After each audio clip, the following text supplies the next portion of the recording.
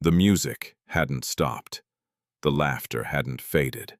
Crystal glasses still clinked under golden lights until a trembling voice shattered everything.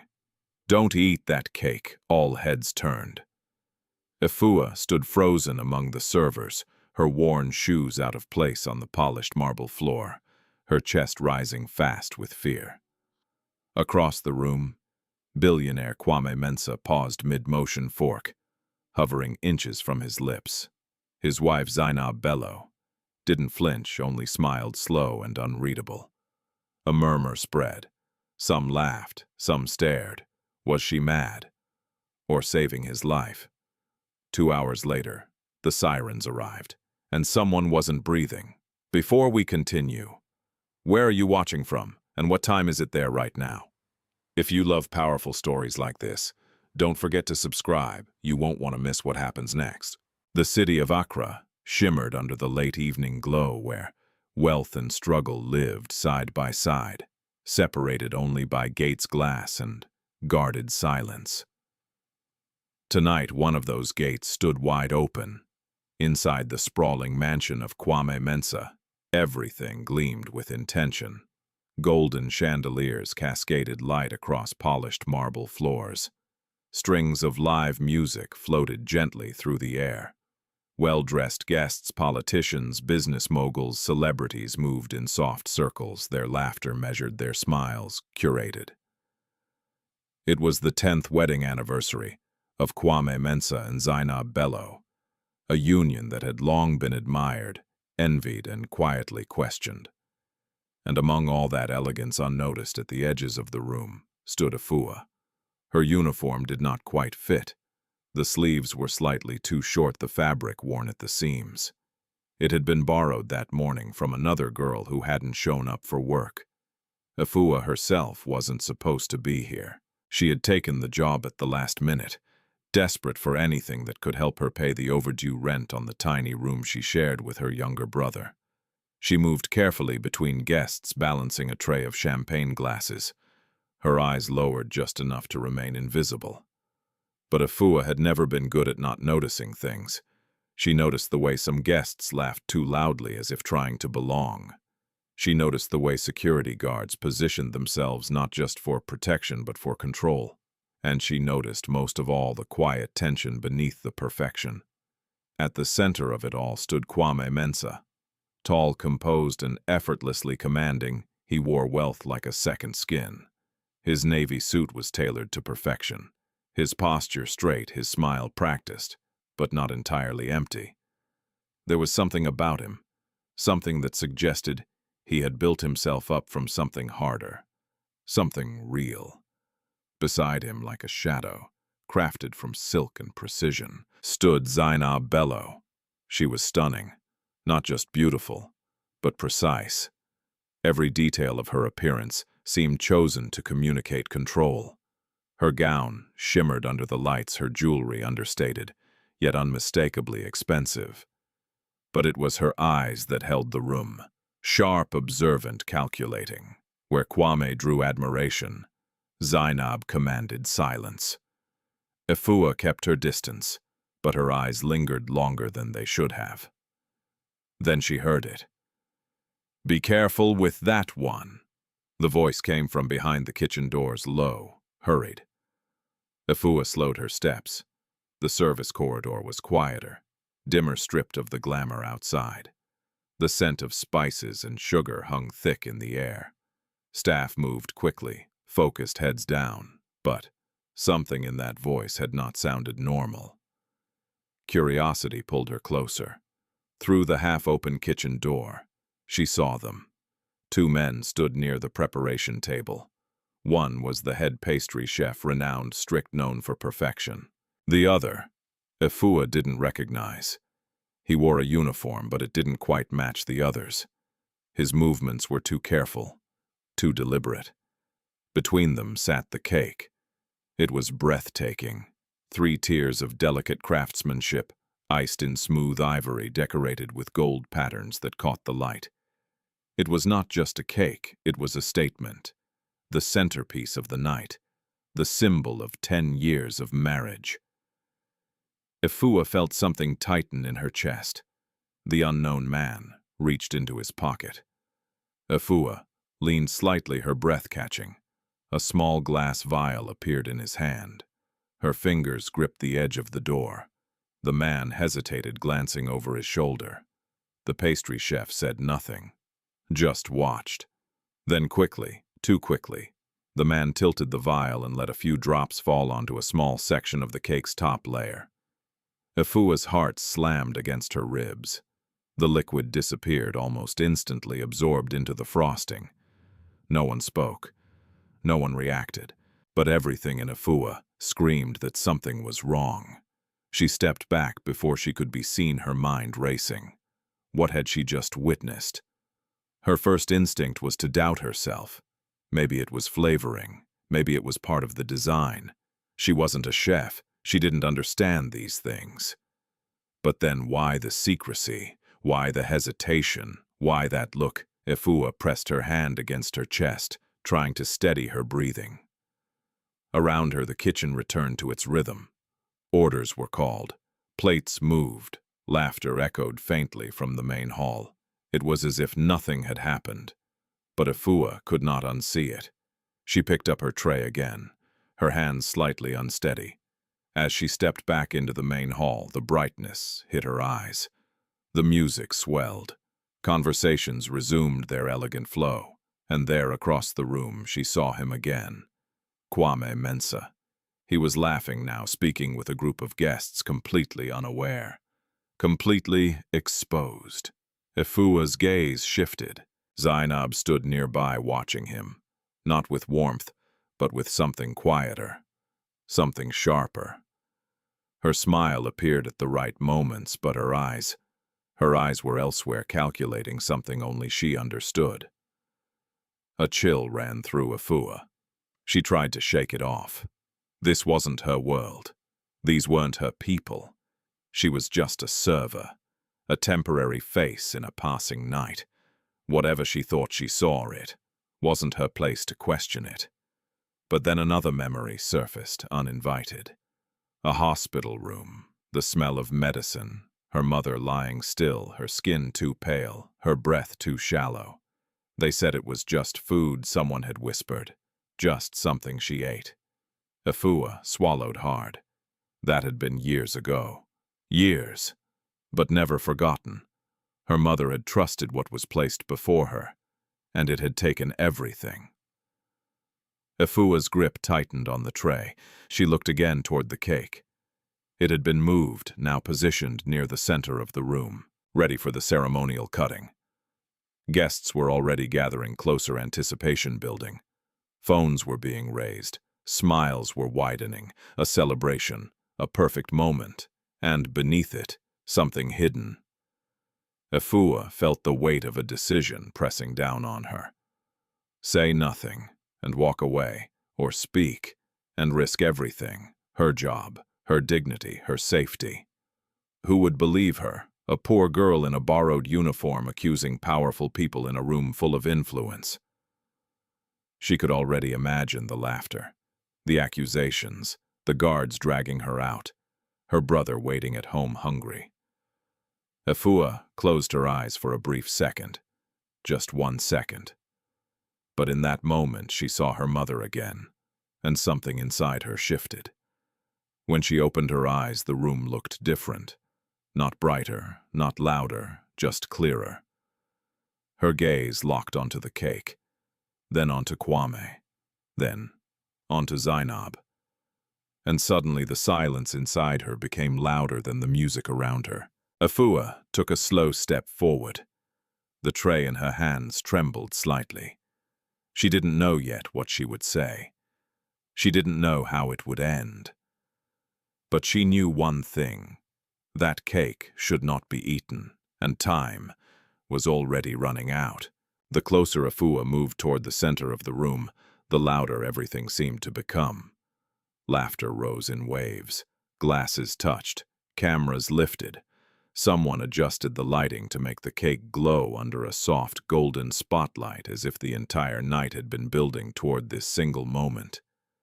And yet inside Efua, The world was narrowing into something tight, suffocating and sharp. Her breath came shallow, her steps slowed. But her eyes never left the cake. She could still see it in her mind, the brief tilt of that glass vial, the quiet drip of something unseen, the way it vanished into the frosting as if it had always belonged there. The image replayed again and again, refusing to loosen its grip. "Efua, move!" A voice snapped behind her. She startled, nearly dropping the tray. One of the senior servers brushed past her, annoyed. "Don't stand in the way. This is the main moment." Efua nodded quickly, stepping aside. "Sorry." But her apology felt distant, like it belonged to someone else. Because inside her, something older had already awakened. A memory. Not gentle, not fading, sharp. Her mother's voice had once filled their small room with warmth, with stories, with laughter that softened even the hardest days. But Efua didn't remember that laughter anymore, not clearly. What she remembered was the silence that came after. The silence in the hospital. The silence when neighbors stopped visiting. The silence when people whispered outside their door. It was food poisoning, they said. Just bad luck. But Efua had seen the fear in her mother's eyes before she died. It wasn't confusion. It wasn't weakness. It was recognition. As if she had known too late that something had been wrong. Efua swallowed hard, her throat tightening. That same feeling was here now. Not visible. Not provable. But undeniable. She looked again toward the cake. Guests were gathering closer now, forming a semicircle. The music softened, shifting into something ceremonial. A master of ceremonies stepped forward, smiling broadly, microphone in hand. "Ladies and gentlemen," he announced, his voice rich and practiced. "Tonight we celebrate not just love, but endurance. 10 years of unity, strength, and partnership. Mr. and Mrs. Mensah." Applause erupted. Kwame stepped forward, his smile widening just enough to meet expectations. Zainab followed, graceful, composed, her hand resting lightly on his arm. Together they looked like something out of a magazine, perfect, untouchable, admired. But Efua noticed something no one else seemed to. Zainab's grip. It wasn't affectionate. It was firm, possessive, guiding, as if she was not standing beside him but steering him. Efua's chest tightened. She shifted her weight, trying to steady herself. "Focus," she whispered under her breath. Maybe she was wrong. Maybe everything she thought she saw was just fear. Fear shaped by the past. Fear refusing to let go. What if she spoke and destroyed everything for no reason? What if she accused innocent people? What if she lost her job, her chance to survive, over something that wasn't even real? Her fingers trembled. Around her, other staff moved smoothly, professionally, as if this moment had been rehearsed 100 times. No one hesitated. No one questioned. Everything was flowing exactly as it should. Except her. Except the storm building inside her. The master of ceremonies continued speaking, his voice fading in and out as Efua's thoughts grew louder. A toast to love, to trust, and to many more years ahead. Trust. The word hit her like a blow. Trust was what her mother had relied on. Trust was what had failed her. Efua's eyes flicked back to the cake. The knife had been placed beside it, now silver-polished, reflecting the warm lights above. A symbol of celebration. Or something else entirely. Kwame reached for it. The room leaned in. Phones lifted higher. Zainab's smile widened. And for a brief second, just a second, Efua saw it. Not warmth, not joy, but something colder. Anticipation. Her heart skipped. "No!" Efua whispered, barely audible. She took a step forward, then stopped. Her mind raced again, louder than before. Think. If it was poison, why here, why now, in front of everyone? It didn't make sense. Unless the intention wasn't secrecy. Unless it was something else. Something planned. something that could be explained away. A sudden illness, a tragic collapse, a moment of shock in the middle of celebration. And who would question it? Who would suspect the elegant wife standing beside him? Who would believe a servant girl over a woman like Zainab? Bello Efua's pulse quickened. Her thoughts were no longer scattered. They were aligning, and that made it worse. Because now, it made sense. She glanced toward the kitchen entrance. The man with the vial was gone. Completely gone. No one seemed to notice. No one seemed to care, as if he had never been there. A chill crept up her spine. This wasn't an accident. It couldn't be. This was planned, carefully, quietly, and now it was about to happen. Kwame lifted the knife. The crowd held its breath. Zainab leaned slightly closer to him, her voice low, almost intimate. "Go ahead," she murmured. Efua didn't hear the words, but she saw the movement, and it was enough. Her body reacted before her mind could stop it. She stepped forward again, faster this time, her tray tilted slightly, glasses clinking softly. A nearby guest glanced at her, annoyed. "Watch it." Efua barely registered the voice. Her focus had narrowed to one thing, one moment, one decision. Kwame pressed the knife into the cake. Applause began to rise. The first slice was cut cleanly, smoothly as cameras flashed. Zainab clapped softly, her expression perfect. Efua felt something inside her snap. Not fear, not doubt, something stronger. Something that refused to stay silent. Her voice trembled, but it was there. And it was rising. She could feel it, building in her chest, pushing past the hesitation, past the consequences, past everything that told her to stay quiet. This was not just about a job anymore. This was not just about survival. This was about a life. Maybe more than one. Kwame lifted the slice, carefully placing it onto a small plate. The frosting gleamed under the lights, flawless, inviting, deadly. Efua's hands shook, her feet moved, one step, then another. The distance between her and the center of the room closed faster than she expected. Someone reached out, trying to stop her. "Where are you going?" She pulled away. Her heart pounded so loudly, she could barely hear anything else. Kwame picked up the fork. The room leaned in. Zainab watched him, waiting, and Efua knew she had run out of time. By the time Efua reached the inner circle of guests, every instinct inside her was fighting with every fear she had ever learned. Her body wanted to stop, her mind wanted to run. But something deeper, something older than fear, older than hunger, older than shame, kept pushing her forward. Kwame Mensah was raising the fork. The slice of cake rested on the plate in his hand, white icing glistening beneath the chandelier light. Around him, people smiled in expectation, waiting for the sweet, symbolic moment that would be photographed, posted, and remembered as proof of a beautiful marriage. Zainab stood close enough to touch his shoulder, her face soft with the kind of elegance that made people trust her without asking why. Efua saw none of that beauty now. She saw a man seconds away from swallowing something he should never taste. And still, even then, doubt struck her one last time. What if she was wrong? The question cut through her with brutal force. What if the vial had been harmless? What if it was some rare flavoring, some finishing ingredient used by rich people whose world she didn't understand? What if the secrecy had meant nothing? What if she shouted now and turned herself into a spectacle for no reason? She could already see how it would happen. The music would stop. The guests would stare. The security guards would grab her before she could explain. Someone would call her unstable, jealous, attention-seeking, dramatic.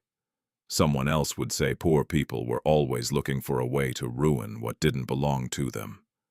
And in the end, no matter what she tried to say, the room would decide who was believable. Not the girl in the borrowed uniform, not the girl with cheap sandals and tired eyes. Certainly not the girl whose whole life could fit into a rented single room with peeling paint and a leaking roof. Efua slowed. For a terrible second, her feet nearly obeyed her fear. Then Kwame laughed softly at something one of the guests said, and the sound of it hit her in a place she wasn't expecting. There was nothing cruel in that laugh, nothing arrogant. It sounded like a man who had no idea danger was standing this close to him. A man who still believed the hand beside him was safe. A man walking blindly toward betrayal, because trust had taught him to lower his guard. And Efua knew that sound. Not from him, from her mother. The same unaware peace. The same ordinary trust before pain changed everything. Her throat tightened. No, she thought. No, not again. A server brushed past her carrying fresh drinks. Another adjusted the floral arrangement near the cake table. The musicians, half hidden in the far corner, played a soft instrumental tune that made the room feel even more unreal, as though the evening itself were trying to drown out whatever truth was struggling to surface. Efua took another step, then another. She was close enough now to see the tiny gold flecks on the cake icing, close enough to see the faint pulse in Kwame's neck, close enough to see that Zainab was not watching the crowd at all. She was watching Kwame's hand, waiting for the fork to rise. That was when Efua truly felt it, not suspicion, not memory, but certainty. It came cold and complete, settling into her bones with a force that left no room for retreat. There was something wrong with this moment, something rotten hidden inside its beauty. Whether or not she could prove it did not change the truth of what she felt. Still, certainty did not make courage easier. She was one poor girl against a room full of power.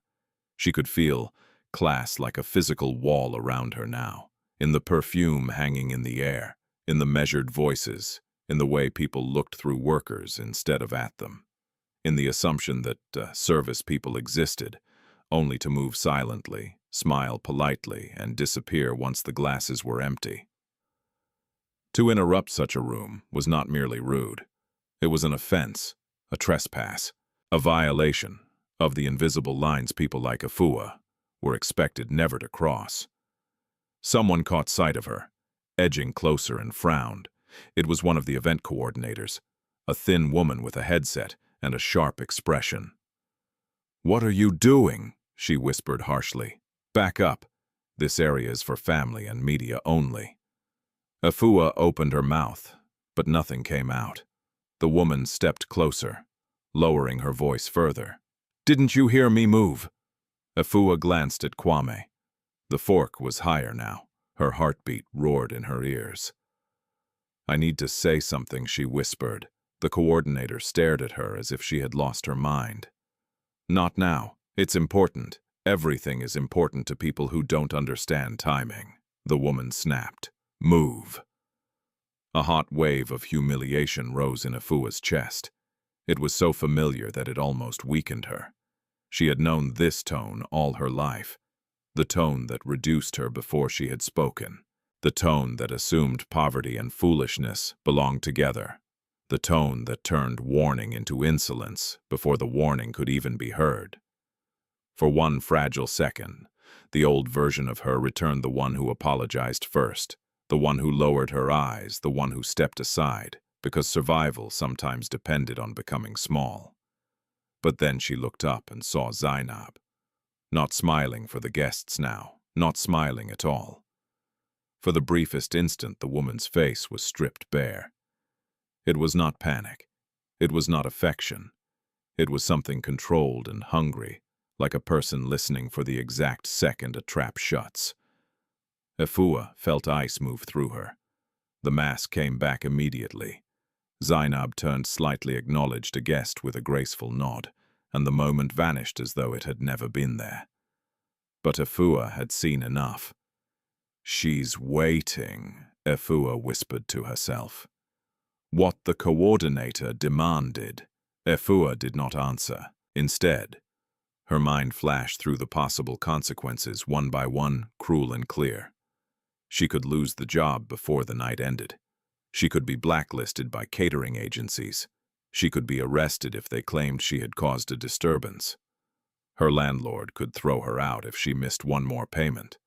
Her brother Kojo could go to bed hungry again tomorrow because she had chosen principle over caution. Real life had never rewarded girls like her for bravery. Real life usually punished them for stepping out of line. And yet there was another truth, quieter, but stronger. If she kept silent and something happened, that silence would not leave her. She would carry it forever. She would hear it in every ambulance siren, see it in every hospital corridor, feel it each time she remembered the moment when there had still been time to act. Some burdens were heavier than poverty. Some failures lived longer than fear. Kwame brought the fork closer to his mouth. A guest lifted a phone higher for a better angle. Someone laughed warmly. The coordinator reached for Efua's arm. Enough. Efua pulled back not violently, but with a firmness that surprised even her. The tray in her hand wobbled. 2 glasses tipped and fell shattering against the marble floor. The sound cracked through the room like a gunshot. Music stopped. Conversation died. Dozens of heads turned at once. For a heartbeat, the entire mansion became silent. Efua stood motionless, chest-heaving the empty tray, hanging uselessly from her hand. The broken glass glittered around her feet, like accusation. Faces shifted from confusion to annoyance to open contempt. The silence was no longer elegant now. It was sharp, public, dangerous. The coordinator stared at her in horror. "Oh, God," someone muttered. A security guard from the far side of the room had already started moving. Kwame lowered the fork, slightly startled. Zainab turned fully at last. Their eyes met across the small space between them. One woman draped in wealth, the other in exhaustion. One protected by status, the other exposed by poverty, and in that silent collision, Efua understood something with absolute clarity. No one here was going to save her. No one here was going to help her speak. If the truth was going to enter this room, it would have to come through her voice alone. Her mouth went dry. Her heart pounded so hard it hurt. This was the edge. Behind it was no return. She drew in one breath, then another, and lifted her eyes to Kwame Mensah. The first syllable trembled. Security was only steps away. The guests were already judging. Zainab's stare hardened, but Efua was done retreating. "Don't eat that cake!" The words burst out of Efua with a force that startled even her. They tore through the grand hall, through the polished silence, through the stunned faces and lifted phones and glittering lights, and for one suspended second, the entire room seemed unable to breathe. Kwame Mensah froze. The fork stopped inches from his mouth. The slice of cake trembled slightly in his hand. Around him, the guests stared as though they had just witnessed something obscene.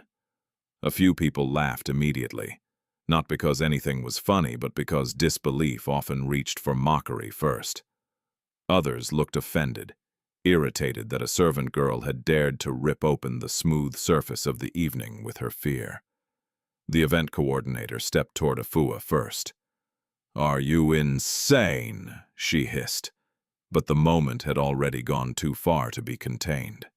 Every eye in the room was on Efua now. She stood near the shattered glasses, her chest rising and falling hard. Her fingers clenched around the edge of the empty tray. Her face burned with humiliation, but beneath that shame was something steadier, now something that would not let her take the words back. Kwame looked at her directly. Not past her, not through her, at her. "What did you say?" he asked. His voice was calm, but the calmness made the room even more tense. Efua swallowed. Her throat felt painfully dry. "I said, 'Don't eat the cake, sir.'" A murmur rippled through the guests like wind moving through tall grass. Someone scoffed loudly. Someone else whispered, "This is madness." One woman near the front raised a jeweled hand to her chest. "Who let this girl in here?" The first security guard reached Efua's side and grabbed her arm, not brutally but firmly enough to remind her exactly where she stood in the order of things. "Come with me," he said under his breath. "No," Efua said more sharply than she intended. Her eyes stayed on Kwame. "Please, don't eat it." The guard tightened his grip. Before he could pull her away, Zainab moved. She did not rush. She did not shout. She simply stepped forward with perfect composure, her gown brushing the marble floor, her expression arranged into wounded elegance. "Kwame," she said softly, as if speaking through embarrassment rather than anger. "I'm sure this girl is confused." Her tone was smooth enough to calm almost anyone. It carried concerned grace and a subtle ache, as though she herself were the one being publicly humiliated. Then she turned to Efua and smiled. It was not a kind smile. It was the kind of smile one gives a threat while deciding how best to destroy it. "You work for the catering team, yes?" Zainab asked. Efua nodded once. "And yet you choose this moment in front of our guests to create a scene." "I'm not creating a scene," Efua said, her voice shaking. "I saw something." A louder murmur spread. Kwame slowly lowered the plate, though he did not set it down. "What exactly did you see?" Efua glanced around the room. Too many faces, too many expensive people waiting to be entertained by her failure. Her heart pounded harder, but she forced herself to speak. In the kitchen, she said, a man poured something from a small bottle onto the cake. This time the reaction was immediate. Gasps, laughter, outrage. "Oh, please," someone said. "This girl wants attention. Search her. She probably planned this." Zainab let out the smallest laugh, almost too delicate to be called laughter at all. "Do you hear yourself, my dear?" Efua looked back at her. "I know what I saw." "No," Zainab said, still smiling, "you know what you think you saw. There is a difference, and in houses like this, that difference matters." The words were gentle. The insult inside them was not. Kwame's expression changed slightly, not into belief, not yet, but into thought. Efua caught it and held on to it with everything she had. "The man," Kwame said. "Did you recognize him?" Efua shook her head. "No, sir, but he was standing beside the cake." He poured something onto it and left. The head pastry chef, who had been standing near the back in silent horror, suddenly stepped forward, pale with anger. "That is a lie," he snapped. "No one tampered with that cake. I supervised every detail myself." Efua turned toward him.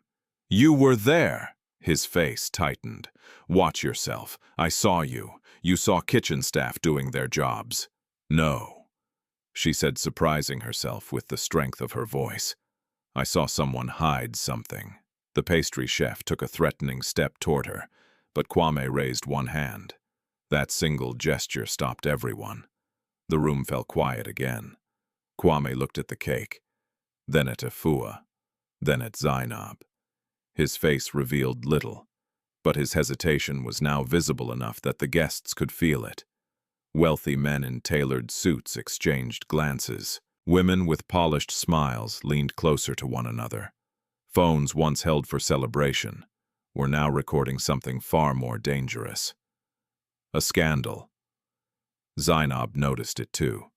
Her elegance shifted just slightly, and then she did something clever. She turned toward the guests with a restrained, embarrassed smile and shook her head lightly, as if apologizing for chaos she had not invited. "I'm so sorry, everyone," she said. "I don't know what burden this young woman is carrying tonight, but clearly she is distressed." Several guests softened immediately.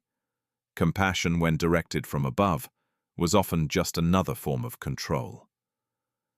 Zainab stepped closer to Efua, lowering her voice so only those nearest could hear, though the performance was meant for the whole room. "Did someone send you?" she asked. Efua stared at her. "Or do you need money?" Zainab continued, the softness in her tone now almost maternal. Because if you needed help, you could have asked. You did not need to do this. The insult landed exactly where it was meant to. A poor girl. Desperate, possibly bribed, possibly unstable. The crowd began shifting again, this time toward Zainab's version of events. Efua could feel it happening almost physically, the room reorganizing itself around the safer story. Not attempted poisoning, not betrayal, just a servant girl causing trouble in a place she did not belong.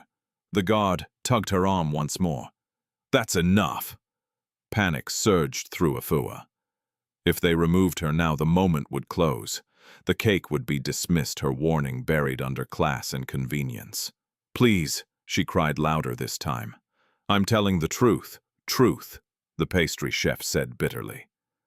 You break glasses, insult your employers, and accuse professionals with no proof. Efua turned back to Kwame. Sir, please don't eat it. Even if I'm wrong, just don't eat it. Please.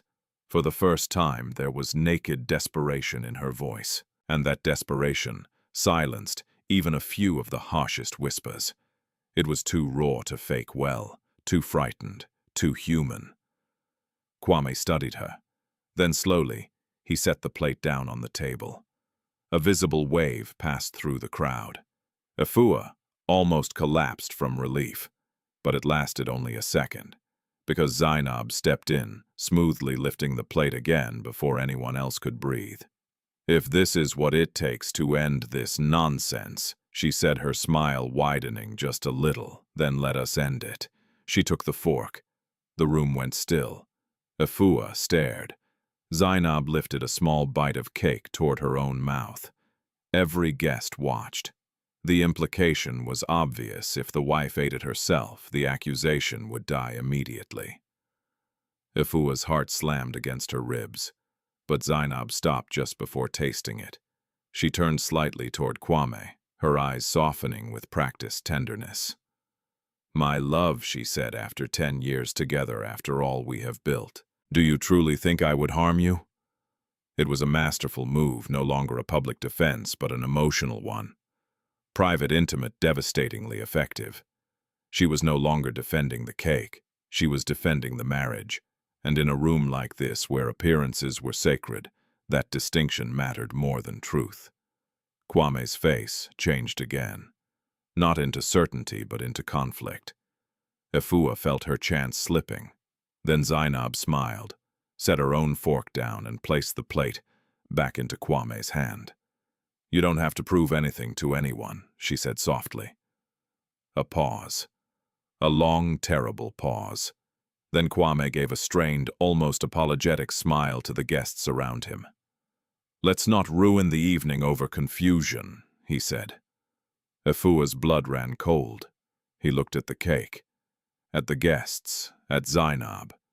Then, perhaps to restore order, perhaps because he could not bear to publicly distrust his own wife, he lifted the fork once more. No, Efua whispered, but this time no one listened. The guard pulled her back, and before she could reach him again, Kwame Mensah put the cake in his mouth. For a moment, nothing happened. That was the cruelest part. The room did not shatter. No one screamed. No glass fell.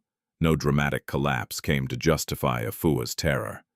Instead, the music resumed in uncertain fragments, like a wounded thing trying to pretend it was still whole. A few guests laughed too loudly. Others exhaled with obvious relief, eager to believe that the servant girl had made a fool of herself and that the world, after all, remained comfortably in its proper order. Kwame chewed once, twice, then swallowed. Zainab touched his arm with a tender smile, and several people nearby began clapping weakly, as if the moment had restored the evening. The event coordinator motioned frantically for staff to clean the broken glasses on the floor. The pastry chef straightened with vindicated outrage. Security did not let go of Efua. She stood rigid in the guard's grip, her whole body hollowed out by dread. No, she thought. No, no, no. Maybe she had been wrong. The thought came not as comfort, but as confusion so violent it made her dizzy. She had been so certain that something terrible sat hidden beneath that perfect frosting. Yet Kwame was still standing. He was smiling now, though faintly. He even raised his glass when one of his business associates made a strained joke about too much excitement for dessert. A few people laughed again. Efua felt heat rising into her face, not from shame alone, but from the terrible possibility that she had destroyed herself for a fear only she could see. "Take her out," the event coordinator said quietly, with the cold finality of someone disposing of a stain. The security guard began pulling Efua toward the edge of the hall. She stumbled, once, then caught herself. "Please," she said, twisting to look back. "Please watch him." No one answered. Behind her, the celebration stitched itself back together out of denial. Guests began speaking again. The musicians found the melody. The illusion of wealth and control, cracked only minutes earlier, was being repaired in real time by the people who depended on it. But Efua noticed what others did not. Kwame's hand.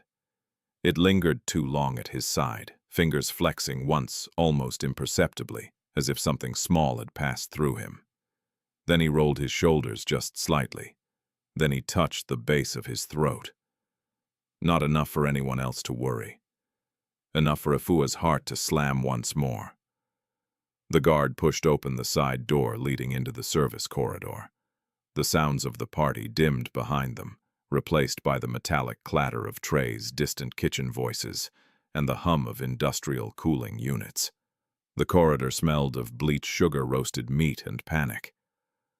"Listen to me," Efua said, turning sharply to the guard. "He's not fine." The man, broad-shouldered, middle-aged, with tired eyes that had seen too much human foolishness to be easily impressed, kept his grip steady. "You've done enough. I saw someone pour something on that cake, and maybe you saw a glaze or alcohol or coloring. You think rich people don't put strange things in food. It wasn't normal." He looked at her, then really looked at her. And what he saw was not arrogance or performance. It was fear so genuine it had stripped away even the instinct to protect her pride. Still, he shook his head. "That may be true. But bursting into a man's anniversary celebration to accuse his wife in front of half the city. That kind of truth needs proof." Efua's voice cracked. "By the time I have proof, it may be too late." Before he could answer, another guard appeared at the far end of the corridor and called out, "Management wants her held in the back office until police decide if they're coming." Efua's stomach dropped. Police? Of course. Not because they believed her. Because people like her were easier to hand over than to hear out. The first guard let go of her arm, only to take hold of it again more formally, guiding rather than dragging now, but with no room for refusal. He led her down the narrow hall, past stacked crates of drinks, folded linens, and sweating kitchen staff, who glanced up with quick curiosity and quicker judgment. Some recognized her. Some had already heard. A dishwasher muttered, "That's the girl." Another whispered, "She said Madam poisoned him." A young server pressed her lips together and looked away, as if even eye contact might make her complicit. Efua lifted her chin. But inside, she felt herself shrinking. Humiliation had a way of doing that, turning the body into a smaller version of itself, making breathing feel borrowed. They reached a cramped office near the loading entrance. It held a dented desk, 2 plastic chairs, a humming fan that barely turned, and shelves stuffed with invoices, aprons, and spare tablecloths. The guard positioned her inside the doorway. "Sit," he said.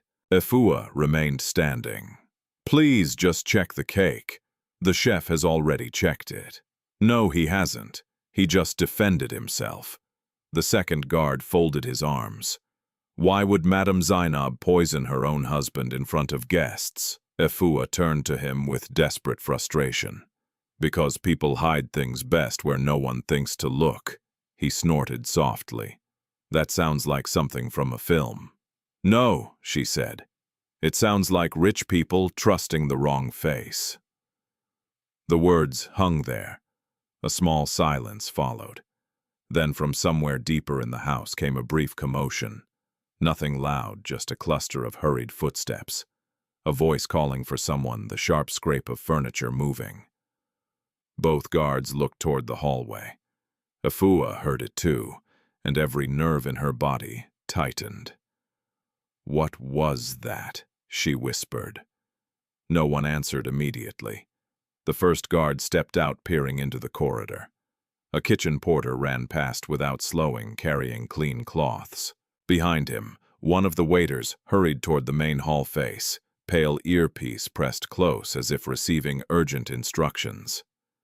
The second guard muttered, "Probably nothing," but it was not nothing. Efua could feel it the way animals sense storms before the sky changes. The guard at the door came back, but less certain now. "Stay here. Tell me what happened. Stay here." He left with the other guard, and Efua was alone. The room suddenly felt too small to contain her fear. She moved to the doorway, then stopped herself, then paced once to the desk and back. The fan hummed overhead like an indifferent witness. From outside came fragments of raised voices, cut off and resumed too quickly to make sense. Her mind raced. If Kwame was getting worse, would they admit it? Or would they hide it to avoid scandal? Would Zainab keep performing concern? Would the guests start leaving quietly, protecting themselves from association? And what about the man with the vial? Where had he gone? That thought struck her with fresh force. The assistant chef. No, not assistant chef. The man in the wrong uniform. Too careful, too temporary. If there had been intent behind what she saw, then the disappearance mattered almost as much as the cake itself. Efua turned toward the back window of the office, which looked onto the dim service yard behind the mansion. Delivery vans were parked under security lights. Kitchen helpers moved in and out with crates. Near the far gate, half hidden in shadow, a figure in a white jacket was moving fast. Efua froze. The jacket. It matched the kitchen staff. The man had his head lowered and one arm tucked close to his side as he approached the service exit. He did not walk like staff leaving for a smoke or a break. He walked like someone trying not to be remembered. Efua rushed to the window, squinting. He glanced back once. That was enough. It was him. The same man from beside the cake. Her breath caught. "No!" She yanked at the office door. It was not locked. The guards had left too quickly. Efua stepped into the corridor just as a loud voice rang from the main hall. "Call the doctor now." Everything stopped inside her. Not because she did not understand the words, because she understood them too well. A second voice followed, tighter, frightened now. Sir, can you hear me?" The mansion changed in an instant. No more polite music, no more easy laughter, only movement, fast, frightened movement. Staff ran. Some guests cried out. Someone else shouted for water, another for space. Efua's legs moved before thought returned.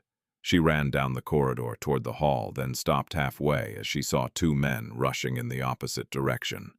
One carrying a medical case, the other speaking into a phone with shaking urgency.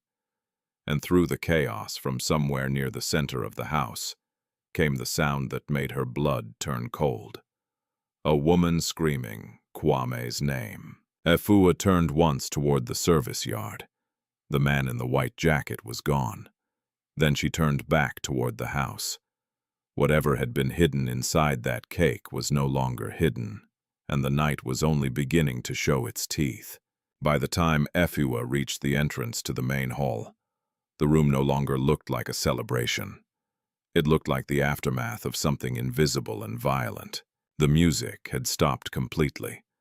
Guests who had once stood in polished circles of ease were now clustered in loose pockets, their faces altered by fear gossip and the instinctive desire to step back from disaster, while still watching it unfold.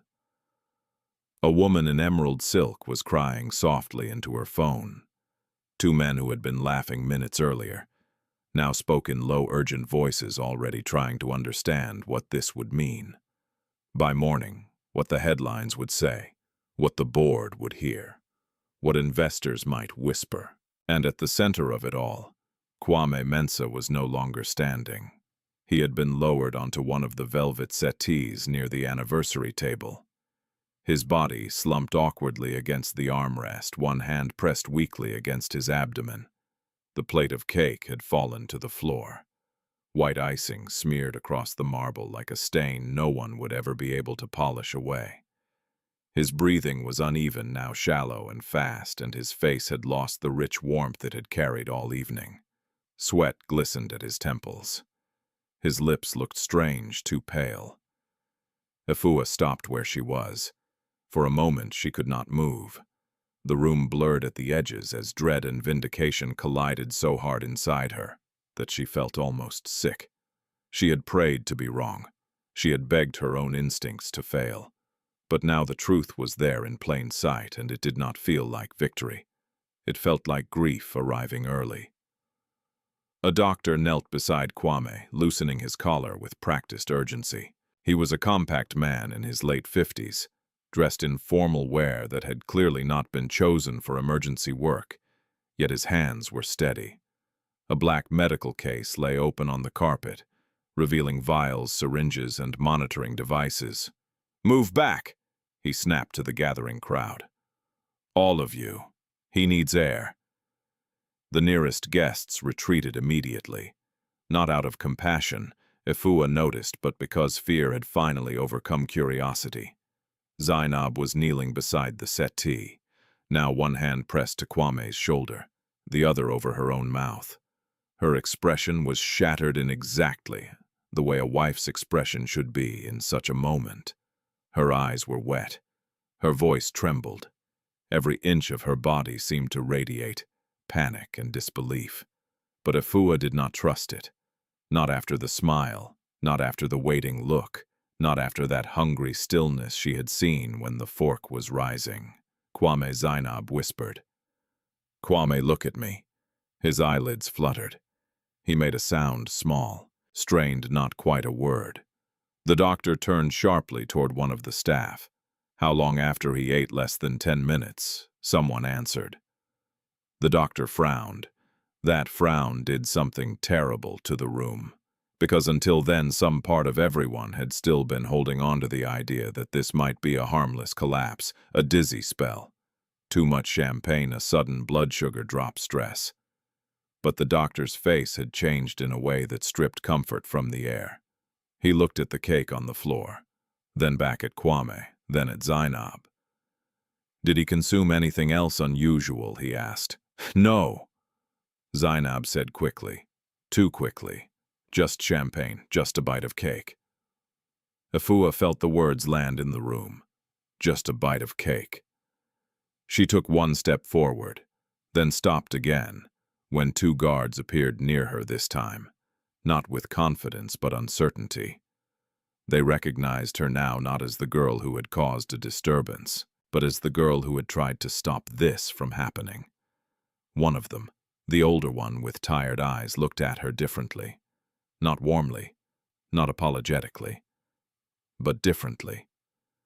The doctor placed 2 fingers against Kwame's throat, then checked his pupils with a small penlight. Kwame flinched at the brightness and turned his face away with effort, as though even light now hurt him. "Kwame." The doctor said, his tone firm, controlled. "Can you hear me?" A pause, then barely audible, "Water." "Don't give him anything yet," the doctor said at once. He reached into his bag and pulled out a syringe. "I need more room." Zainab shifted back immediately, but not far. She remained close enough to perform devotion, close enough to keep ownership of the moment. Her breathing was ragged. Her mascara had not run, Efua noticed. Even in panic, the woman remained composed at the edges. That frightened Efua more than tears would have. One of the guests, a heavy-set man in a charcoal suit, turned toward the others and said in a hush that was not low enough, "This is poison, isn't it?" No one answered. No one had to. The word had entered the room now, and once it was there, everything changed shape around it. Poison, not illness, not bad luck, not stress.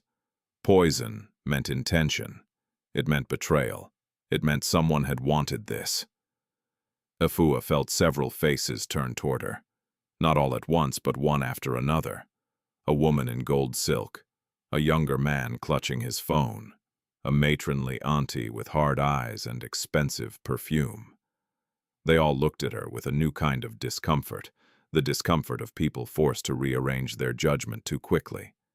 Some looked afraid of her now, as though she had brought disaster with her. Others looked as though they did not know whether to feel shame or suspicion. And in the center of all of it, Zainab lifted her face. Her eyes found Efua immediately. For one brief second, the mask slipped. It was not grief in that look. It was calculation. Fast, cold, furious calculation. Then it was gone. "He needs a hospital," the doctor said. "Now." A ripple of movement followed. Phones were pulled out. Orders were shouted. A driver was called. Someone ran for the private security team. Another person demanded an ambulance instead, and a third insisted the family's own medical transport would be faster. The room moments earlier, so devoted to appearance, was now breaking into competing instincts: conceal, control, survive. Kwame groaned softly and tried to sit up. The doctor pressed him back. "No." "Stay still.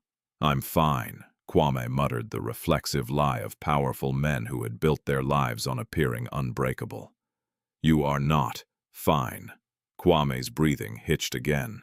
He winced, one hand clutching at his side, and a tremor passed through his fingers. The doctor's jaw tightened. That was when Mr. Adeyemi entered the scene. He moved quietly, but his presence carried weight. He was in his 60s, dressed in a dark, impeccably pressed suit, his silver hair cut close, his face composed in the severe manner of a man who had spent decades managing rich people's secrets without ever appearing in the story himself. He had served the Mensah household for years, perhaps longer than some family members, had been trusted inside it.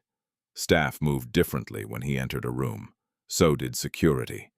He took in the scene in one sweep: the collapsed master, the doctor, the broken guests, the cake on the floor, and, finally, Efua standing near the entrance like a witness. No one had wanted. His gaze sharpened. "What happened?" he asked. No one answered immediately. Then one guest said, "The girl shouted before he ate." Another added, "She said someone put something in the cake." Mr. Adeyemi turned to Efua. "You!" The single word carried neither accusation nor comfort. Efua straightened unconsciously. "Yes, sir. Did you see it yourself?" "Yes. Who I don't know his name." He was in the kitchen. He had a small glass bottle. Mr. Adeyemi did not react outwardly, but his eyes, dark and steady, held on her face. For a long enough moment that Efua understood, he was measuring more than her words. He was measuring whether she frightened easily, whether she exaggerated, whether she was the kind of poor girl wealth usually dismissed, or the kind who had walked straight into humiliation because conscience left her no softer path. "What did the bottle look like?" he asked. "Small, clear, like medicine maybe." He poured it on the top layer. "And the chef saw this." He was there. At that, the pastry chef stepped forward in outrage again.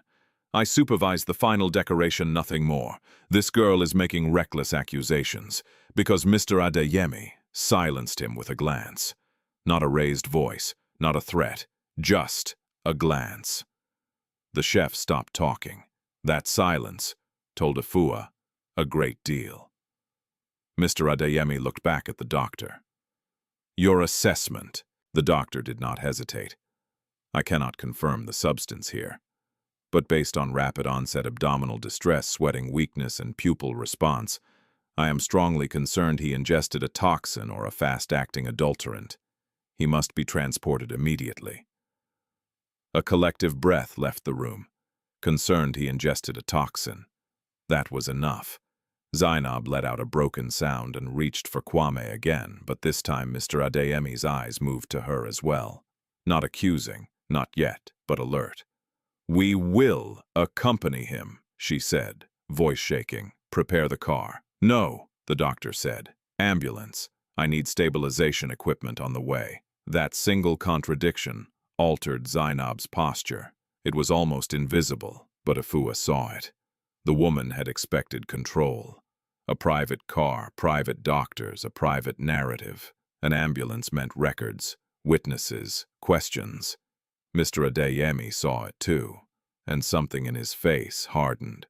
He turned to the security team. "No one leaves this property." The words dropped like iron. Several guests stiffened. One protested at once. "Surely you don't mean I mean." Mr. Adeyemi said, still calm, that, until we understand what happened to Mr. Mensah, all kitchen staff, service staff, and immediate household personnel remain available for questioning. Guests may wait in the East Lounge until police advise otherwise. Police. The word moved through the room like fire through dry grass, and in that moment, while everyone else reacted to authority and scandal, Efua noticed something almost no one else did. Zainab had gone still. Not widowed stillness, not frightened stillness, controlled stillness, the stillness of someone whose plans had not ended, only shifted. Efua felt a chill walk down her spine. Kwame groaned again as the paramedics finally burst through the main doors with a stretcher, and all at once the beautiful house became a crime scene. The moment the paramedics wheeled Kwame Mensah out of the main hall, the mansion seemed to lose its center of gravity. Nothing stood where it had stood before. Not the guests, not the staff, not the confidence that money could smooth over any disaster before it became public. The chandeliers still glowed, the flowers still perfumed the air, the anniversary banner still hung near the staircase like a cruel joke. But the house no longer felt like a place built for celebration. It felt like a body waiting for bad news. Efua stood near the hallway arch watching as the stretcher disappeared through the front doors.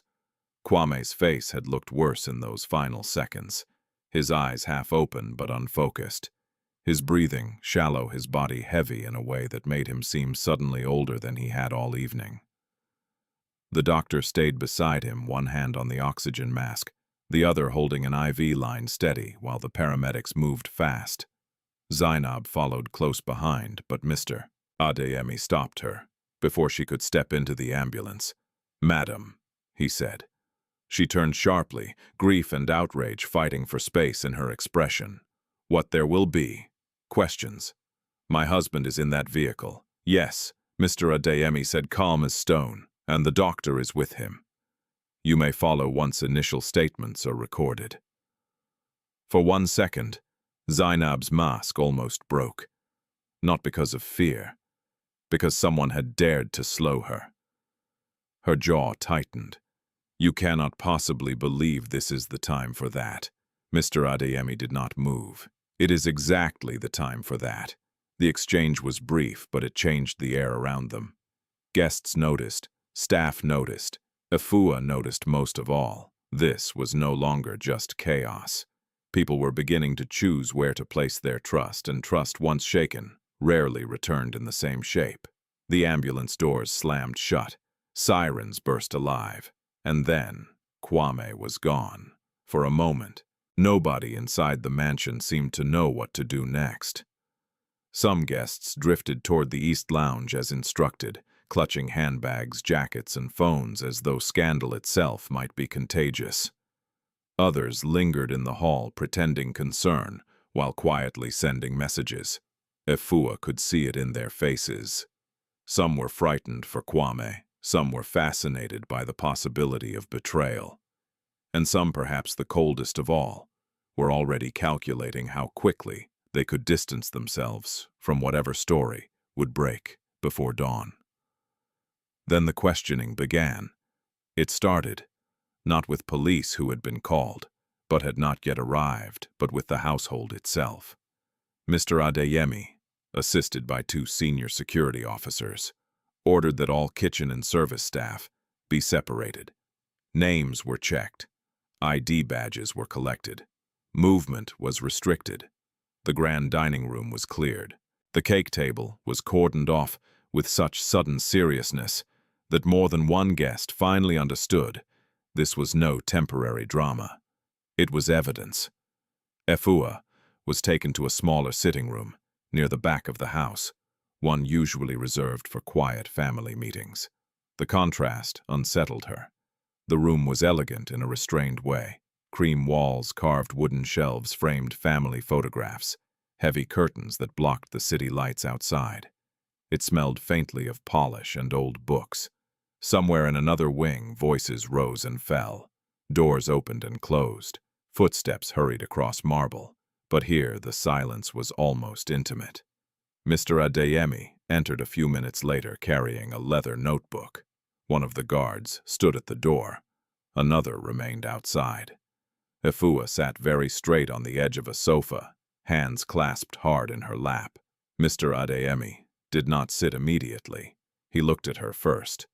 "You warned him before he ate," he said. "Yes, sir, and yet he ate anyway." The words were not cruel, but they cut. Efua lowered her eyes. "Yes." Mr. Adeyemi nodded once as though filing pain away for later. Then he sat opposite her. "I want you to tell me everything from the beginning," he said. "Do not shorten it. Do not improve it. Do not guess unless you tell me clearly that you are guessing." Efua swallowed and began. She told him about arriving late to replace another server, about working the floor, about hearing the voice behind the kitchen door. She described the pastry table, the cake, the man in the slightly mismatched uniform, the small glass vial, the drops disappearing into the frosting. She described the pastry chef's presence. She described her hesitation, the memory of her mother, the decision to speak the way the room had laughed, and the moment Kwame had still chosen to eat. Mr. Adeyemi interrupted only rarely. What color was the vial's cap? Dark, maybe black. Which hand did the man use? His right hand. How tall? Not as tall as Kwame. Taller than me. Medium build. Face, I didn't see it fully. He kept turning away. Accent. Efua paused. I didn't hear enough. He spoke only a little. Mr. Adeyemi wrote everything down. When she finished, he leaned back slightly and studied her again. "You understand the seriousness of what you are saying?" "Yes. If you are lying, it will not go well for you." Efua met his gaze. "I know, and if you are telling the truth," he said quietly, "it may not go well for you either." That landed heavier than any threat, because it was honest.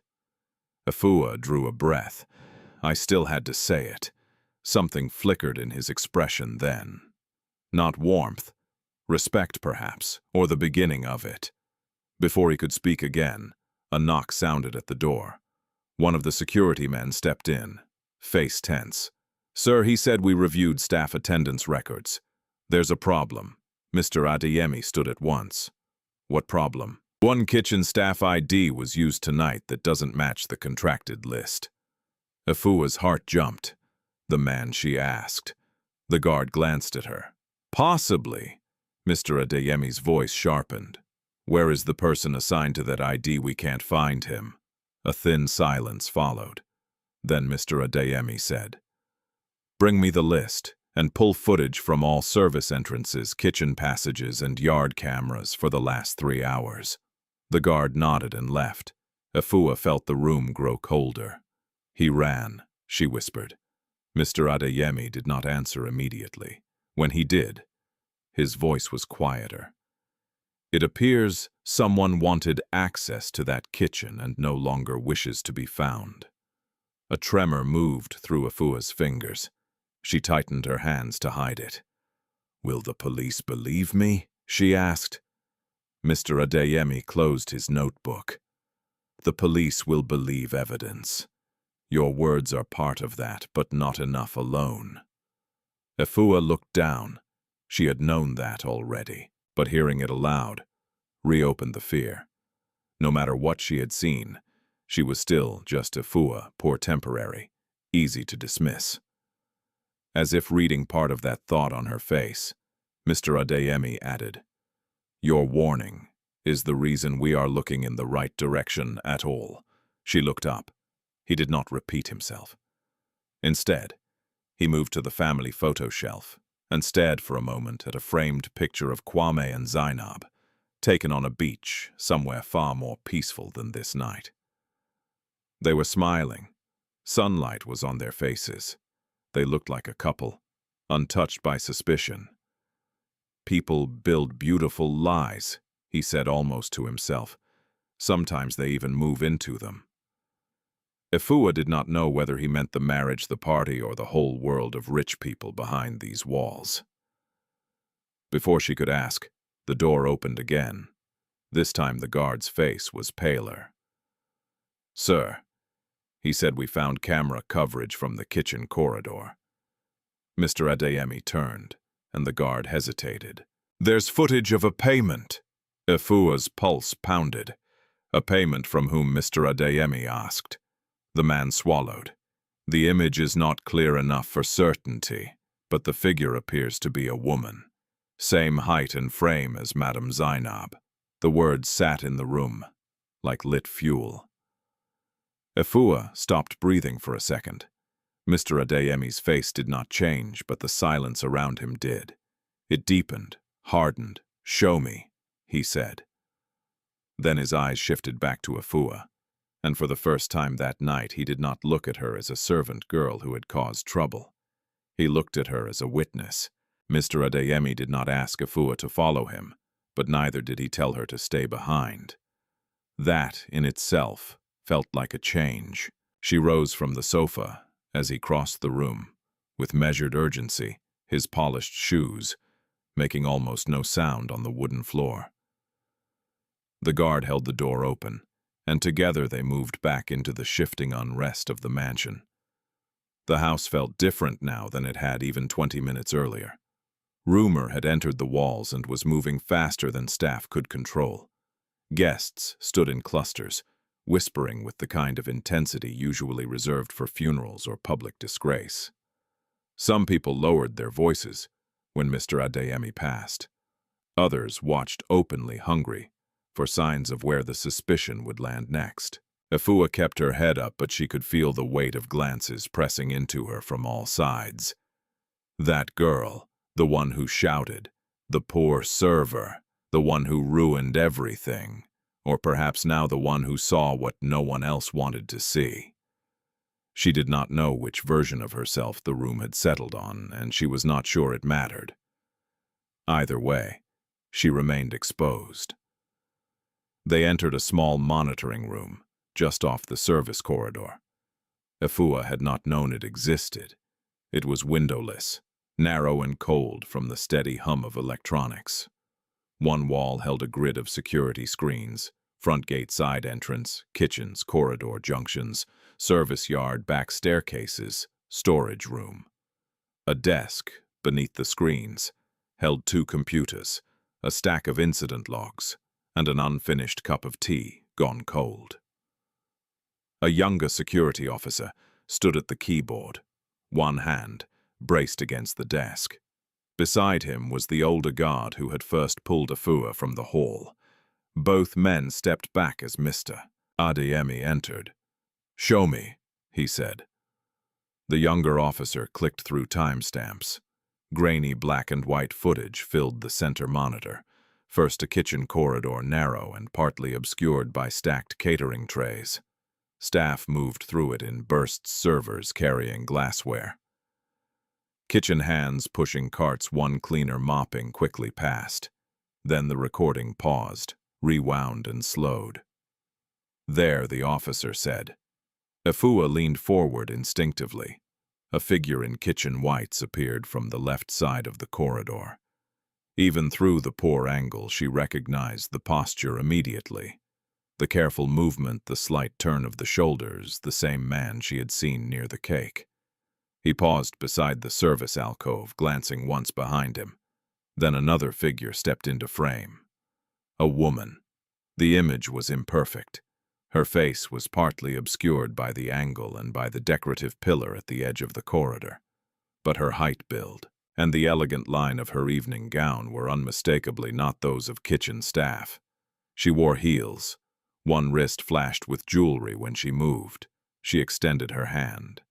The man hesitated. Then she pressed something into it. Even in the poor lighting, the rectangular outline was visible. Money. A thick folded bundle. Efua felt her stomach turn. The younger officer stopped the clip. "This is the clearest point." Mr. Adeyemi stepped closer to the screen. Zoom. The image enlarged and blurred further, but some details remained. The gown fabric looked dark and reflective. The wrist bracelet glittered. The woman's head tilted slightly in a gesture Efua had seen earlier that evening, while Zainab greeted guests gracious on the surface, precise underneath. The officer pulled up another angle from a second camera at the far end of the corridor. This one captured only the woman's back as she left, but the silhouette was enough to make the room go still. Mr. Adeyemi said nothing. Neither guard said anything. Efua's throat tightened. "It's her." The older guard glanced at her, then back at the screen. He did not agree. He did not deny, but his silence no longer belonged to doubt alone. "It appears similar," Mr. Adeyemi said carefully. The caution in his voice mattered.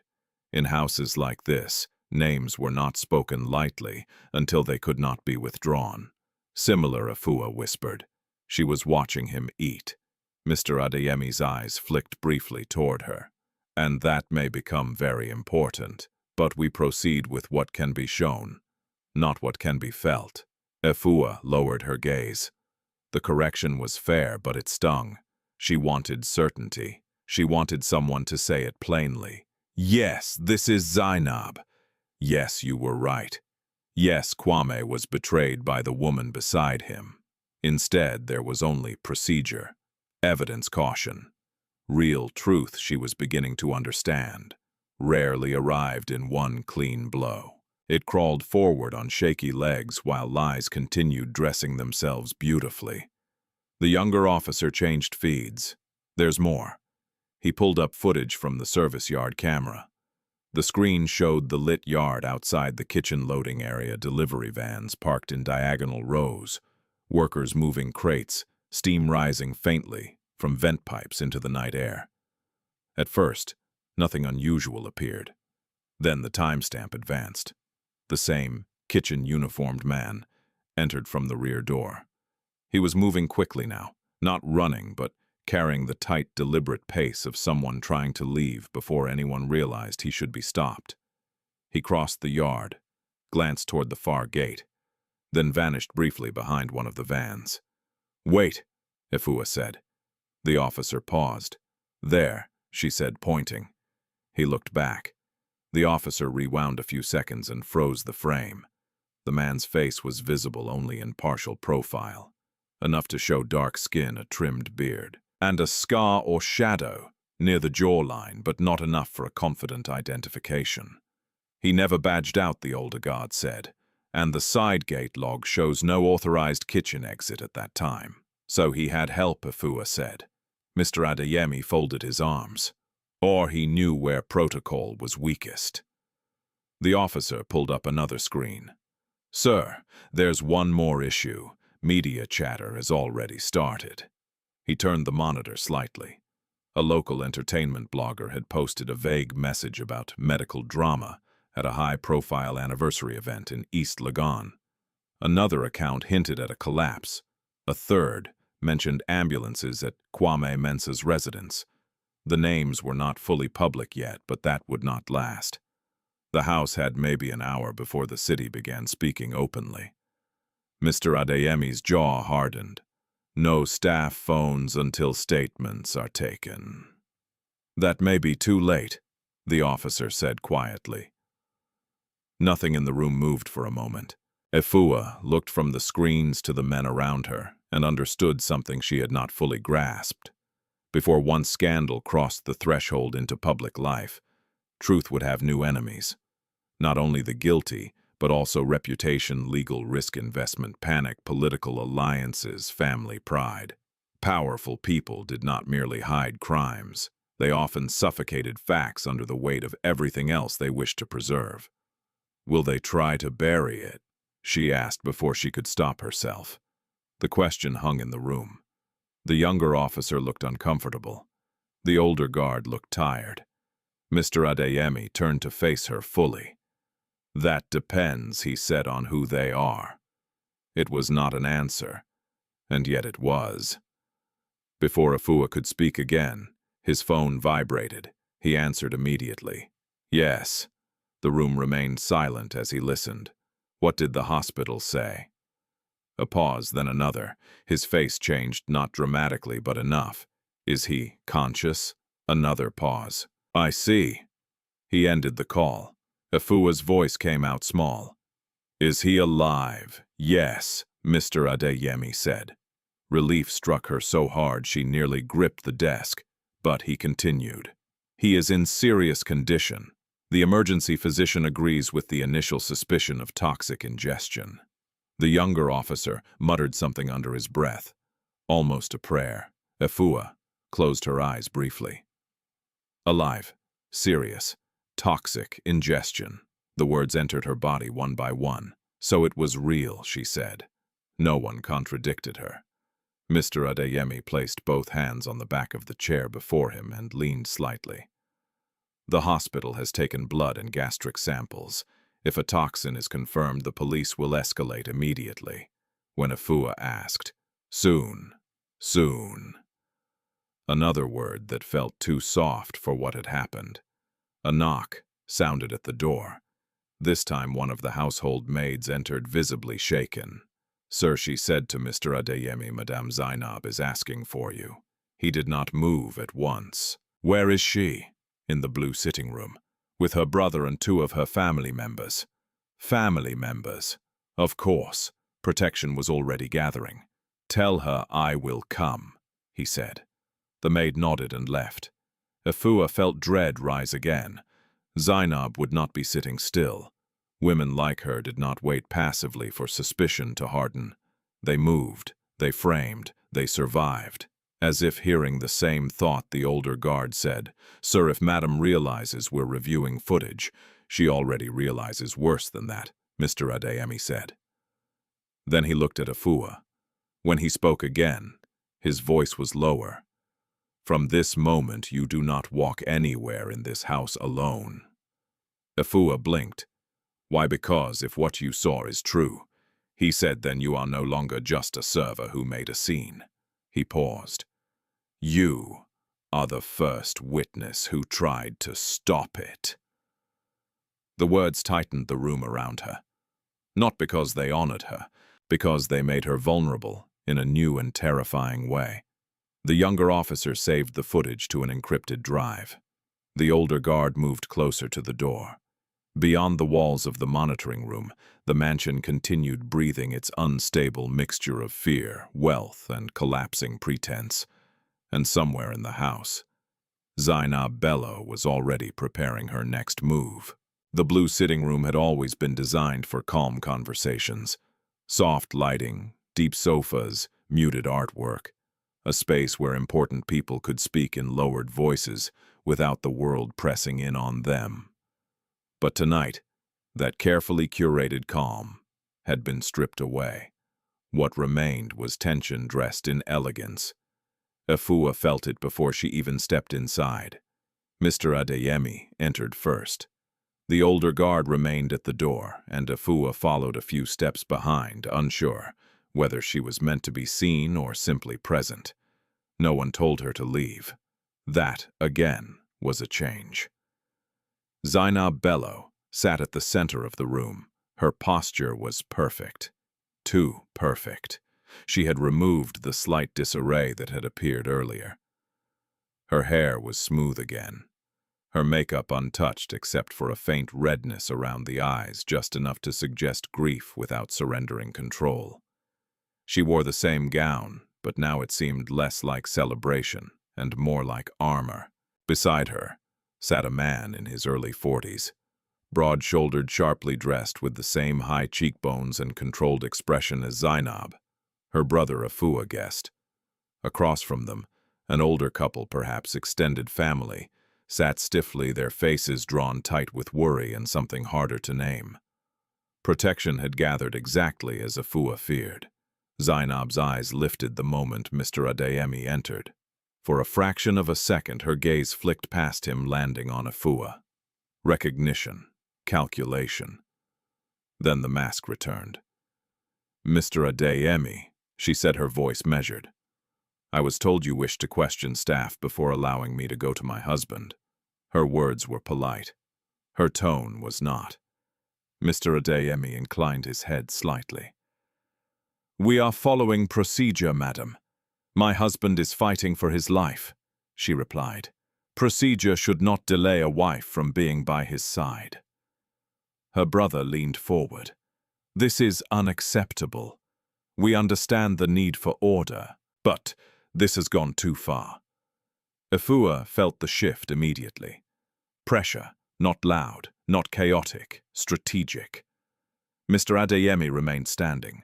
"No one is preventing you from going to the hospital.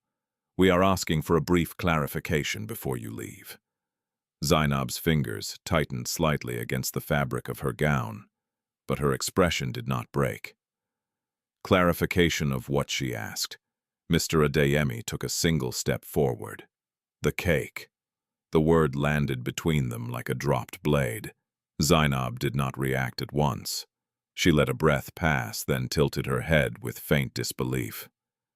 "You are still entertaining that ridiculous accusation Mr. Mensah has been admitted with suspected toxic ingestion," Mr. Adeyemi said calmly. "We are therefore obligated to examine every possible source. And you believe that source is the anniversary cake her brother cut in, incredulous." "I believe it is one of the most immediate possibilities," Mr. Adeyemi replied. Zainab's eyes sharpened. "And this conclusion is based on the words of a temporary server?" she asked, her voice softer, now almost curious. Efua felt the attention turn toward her again. She straightened unconsciously. "I saw someone pour something on it," she said. Zainab looked at her directly. For the first time since the hall, there was no performance in her gaze. Only focus. "And you are certain," Zainab said slowly, "that what you saw was not part of the preparation process? You simply do not understand. I'm certain it wasn't normal," Efua replied. Zainab's lips curved slightly. "That is not the same thing." Efua held her ground. He hit it. A faint pause. Zainab's expression softened again, but this time the softness carried something colder beneath it. "Do you know what happens," she said, "when people mistake fear for truth?" Efua did not answer. "They create damage they cannot undo," Zainab continued. "Reputations, families, lives." Her brother nodded in agreement. "This is defamation, at best." Mr. Adeyemi did not move. "We have more than her words." That shifted the room. Zainab's gaze flickered, quick, controlled. "What do you mean?" she asked. Mr. Adeyemi turned slightly toward the guard at the door. "Bring it." The guard stepped out and returned moments later with a tablet device. He handed it to Mr. Adeyemi, who did not look at the screen as he spoke. "We reviewed kitchen corridor footage," he said. "There appears to be an exchange between an unidentified kitchen staff member and a woman matching your height and build. Silence, not shock, not denial, stillness." Then Zainab exhaled softly and leaned back. "Matching my height and build," she repeated. "Do you know how many women in this house match my height and build tonight?" Her brother gave a short, sharp laugh. "You cannot be serious." Mr. Adeyemi turned the tablet toward her. "Judge for yourself." Zainab did not take it immediately. She looked at the screen, then at Mr. Adeyemi. Then slowly she reached out. The room seemed to hold its breath. Efua watched her closely, not for what she would say, for what she would feel. Zainab's eyes moved across the footage. Once, twice, a third time. Her face remained composed, too composed. When she looked up, she smiled faintly. "This is nothing," she said. "A blurred figure in poor lighting. No face, no confirmation. And yet you bring it to me as evidence." Her brother leaned forward. "This is insulting." Mr. Adeyemi's voice did not rise. "It is a starting point. It is a coincidence," Zainab replied, "and a convenient one." Efua stepped forward before she could stop herself. "He ran," she said. "The man from the kitchen. I saw him leave through the service yard." Zainab's eyes snapped to her. "You saw many things tonight," she said. Efua did not back down. He was paid. Zainab's expression cooled. "By whom?" she asked. Efua hesitated. The room leaned in, because this was the moment, the line that could not be uncrossed. Efua felt her heartbeat in her throat. If I say it, she thought there's no going back. But there had never really been a way back. Not from the moment she shouted. Not from the moment Kwame collapsed. Not from the moment truth began pushing through everything designed to hide it. She lifted her eyes. "You." The word fell into the room without force. But it did not need force. It carried weight on its own. Zainab did not react immediately. Her brother did. "That is enough," he snapped, rising to his feet. "You will not stand here and accuse my sister without proof." Efua's voice shook, but she did not lower it. "I saw your shape, your bracelet, the way you stand." Zainab rose slowly, gracefully, dangerously. When she spoke, her voice was softer than before. "Do you understand what you're saying?" she asked. Efua nodded once. "Yes." A long silence followed. Then Zainab did something unexpected. She laughed. Not loudly, not wildly, just enough to shift the air again. "This is what happens," she said, turning slightly toward Mr. Adeyemi when panic spreads before facts are confirmed. She placed the tablet back into his hands. "You have a frightened girl." She continued a blurred video and a tragic medical emergency. "And from that, you are building a story that could destroy everything my husband and I have built."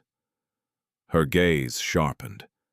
"Is that truly what you intend?" Mr. Adeyemi met her eyes. "What I intend," he said, "is to find the truth." Zainab's smile faded. "Be careful," she said quietly. "Truth in houses like this has consequences." Efua felt the warning beneath the words. Not for Mr. Adeyemi, for her. A knock interrupted the moment. A different guard entered, breath tight. "Sir," he said, "the hospital called again." All eyes turned. "What did they say?" Mr. Adeyemi asked. The guard swallowed. They confirmed toxin presence. The room changed, completely. Zainab did not move, but something inside her did. Efua saw it, the smallest fracture. And for the first time since the night began, Zainab Bello looked uncertain. The word toxin did not explode. It settled, slow, heavy, undeniable, like dust after a collapse. No one in the blue sitting room spoke immediately. Even Zainab's brother, who had filled the space with indignation seconds earlier, seemed to lose his next sentence. The older couple shifted uncomfortably. The air itself felt thicker, harder to breathe. Mr. Adeyemi did not look at anyone first. He looked at Efua. Not long, just long enough for her to understand. Something had changed again. She was no longer simply a witness.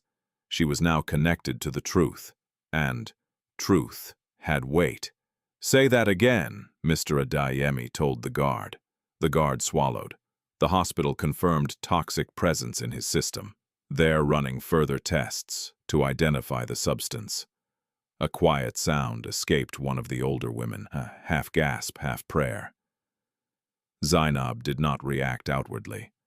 That was what made it frightening. Because anyone else in that room, any wife, any lover, any human being bound by emotion, would have broken at that confirmation. There would have been crying, panic, anger, desperation. But Zainab stood still, too still. Her face remained composed, her breathing steady, her eyes thoughtful rather than shattered. Efua saw it, and so did Mr. Adeyemi. He spoke carefully. We must assume intentional contamination, until proven otherwise. Zainab's brother found his voice again. Or we must assume contamination from the kitchen. Mistakes happen. Mistakes do not run away from the property, Mr. Adeyemi replied. That silenced him. Efua felt a strange mixture of fear and fragile strength building inside her. Every piece of evidence that surfaced validated what she had risked everything to say. But validation did not feel like safety. It felt like stepping deeper into something dangerous. Because the closer they got to truth, the more people would fight it. And the more dangerous it would become to stand in its path. "Where is the chef, Mr.?" Adeyemi asked. "He's being held with the kitchen staff," the guard replied. "Bring him." The guard nodded and left. The room settled again into tense silence. Zainab moved at last. Not abruptly, not defensively. She crossed to a nearby table and poured herself a glass of water. Her movements were smooth, controlled, unhurried. She sipped once, then placed the glass down gently. "I assume," she said, "that we are now investigating my entire household based on speculation and incomplete footage." Mr. Adeyemi did not rise to the tone. "We are investigating a confirmed poisoning." She turned to face him fully. "And you believe I am responsible?" It was not a question. It was a test. Mr. Adeyemi met her gaze without flinching. "I believe you were present in a restricted kitchen corridor during a time that requires explanation." Zainab's lips pressed together slightly. Then she smiled again. But this smile was different. Less warm, more precise. "I went to check on the cake," she said. "It is my anniversary. I am allowed to be curious." Efua stepped forward before she could stop herself. "You gave him something." Zainab's eyes flicked toward her. Or perhaps Zainab said softly, "You saw me tip the staff for their work." "That wasn't a tip," Efua replied. "You saw a hand movement in poor lighting," Zainab corrected. "I saw fear in his face. That landed. Because fear was not something easily dismissed as misunderstanding. For a fraction of a second, Zainab's gaze sharpened again. Then she changed tactics. "I think," she said, turning slightly toward Mr. Adeyemi, "this line of questioning is becoming dangerous." "Dangerous," he repeated. "Yes," she said calmly. "Because once you begin accusing without proof, you do not control where that accusation leads." Efua felt the shift immediately. Zainab was no longer defending. She was redirecting. "And what do you mean by that?"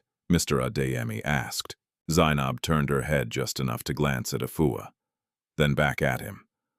"I mean," she said, "that if poison was introduced into that cake, then every person who had access to that kitchen is a suspect." The words spread through the room, like a net, catching everyone. Efua's stomach dropped. "No," she said instinctively. Zainab raised a brow slightly. "No," she repeated. Efua shook her head. "He wasn't staff. He didn't belong there." Zainab tilted her head. "And how do you know who belongs in a house like this?" The question cut deeper than it appeared, because it was not just about the man. It was about Efua herself, about belonging, about place, about who had the right to speak and who did not. Efua felt the pressure building again, but this time it did not push her back. It pushed her forward. "He was hiding," she said. "Real staff don't hide." Zainab gave a small, thoughtful nod. Or perhaps she said he was avoiding someone. "Who?" Efua asked. Zainab's gaze held hers. "You." The room shifted again. Not loudly, but enough. Efua felt it like a sudden drop beneath her feet. What she whispered. Zainab turned fully, now addressing the room, rather than just Efua. This girl, she said, her tone measured, arrived unexpectedly. No prior registration, no background verification beyond last-minute staffing. That is normal for temporary hires, Mr. Adeyemi said. Is it normal? Zainab continued, ignoring him, for someone to insert themselves into a high-security event without thorough vetting. Efua's heart began to race. No, she said. I was called in. And yet Zainab said smoothly, you just happened to be in the exact place where this so-called poisoning occurred. Efua stared at her.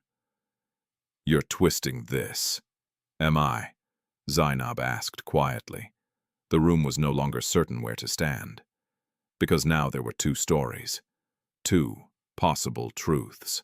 And one of them came from power. Efua felt her hands tremble. This was what she had feared. Not just disbelief, but reversal, turning her into the problem, turning her warning into suspicion. I didn't do anything, she said, her voice shaking but firm. Zainab took a slow step closer. Then why, she asked, are you the only one who saw it? Efua opened her mouth and stopped, because for the first time the question did not just sound like manipulation. It sounded like doubt, a dangerous kind, the kind that spreads. Mr. Adeyemi stepped in, before the silence grew too heavy. That will be enough, he said. Zainab stepped back, calm again, controlled again, but something had shifted. The room no longer belonged entirely to one truth. It was divided, and division was where manipulation thrived. The door opened again. The pastry chef was brought in. His face was pale now, not with anger, with fear, real fear. He looked at Mr. Adeyemi, then at Zainab, then briefly at Efua. And in that brief glance, Efua saw it. Recognition. Not of her, of something else, something he knew. Tell us, Mr. Adeyemi said, what happened in your kitchen. The chef hesitated. His hands trembled slightly. He began, then stopped. Zainab's voice came softly from behind him. Be careful, she said. The chef froze, and in that moment, Efua understood. He knew the truth, but truth was not safe. Not here, not yet. The pastry chef did not answer immediately. His mouth had opened, but no words followed. Instead, his eyes flickered first to Mr. Adeyemi, then to the guards, then almost against his will toward Zainab. It was not a long look, but it was long enough. Efua saw it, and this time she was not the only one. Mr. Adeyemi stepped slightly to the side, deliberately placing himself between the chef and Zainab. Look at me, he said. The chef obeyed. What happened in your kitchen?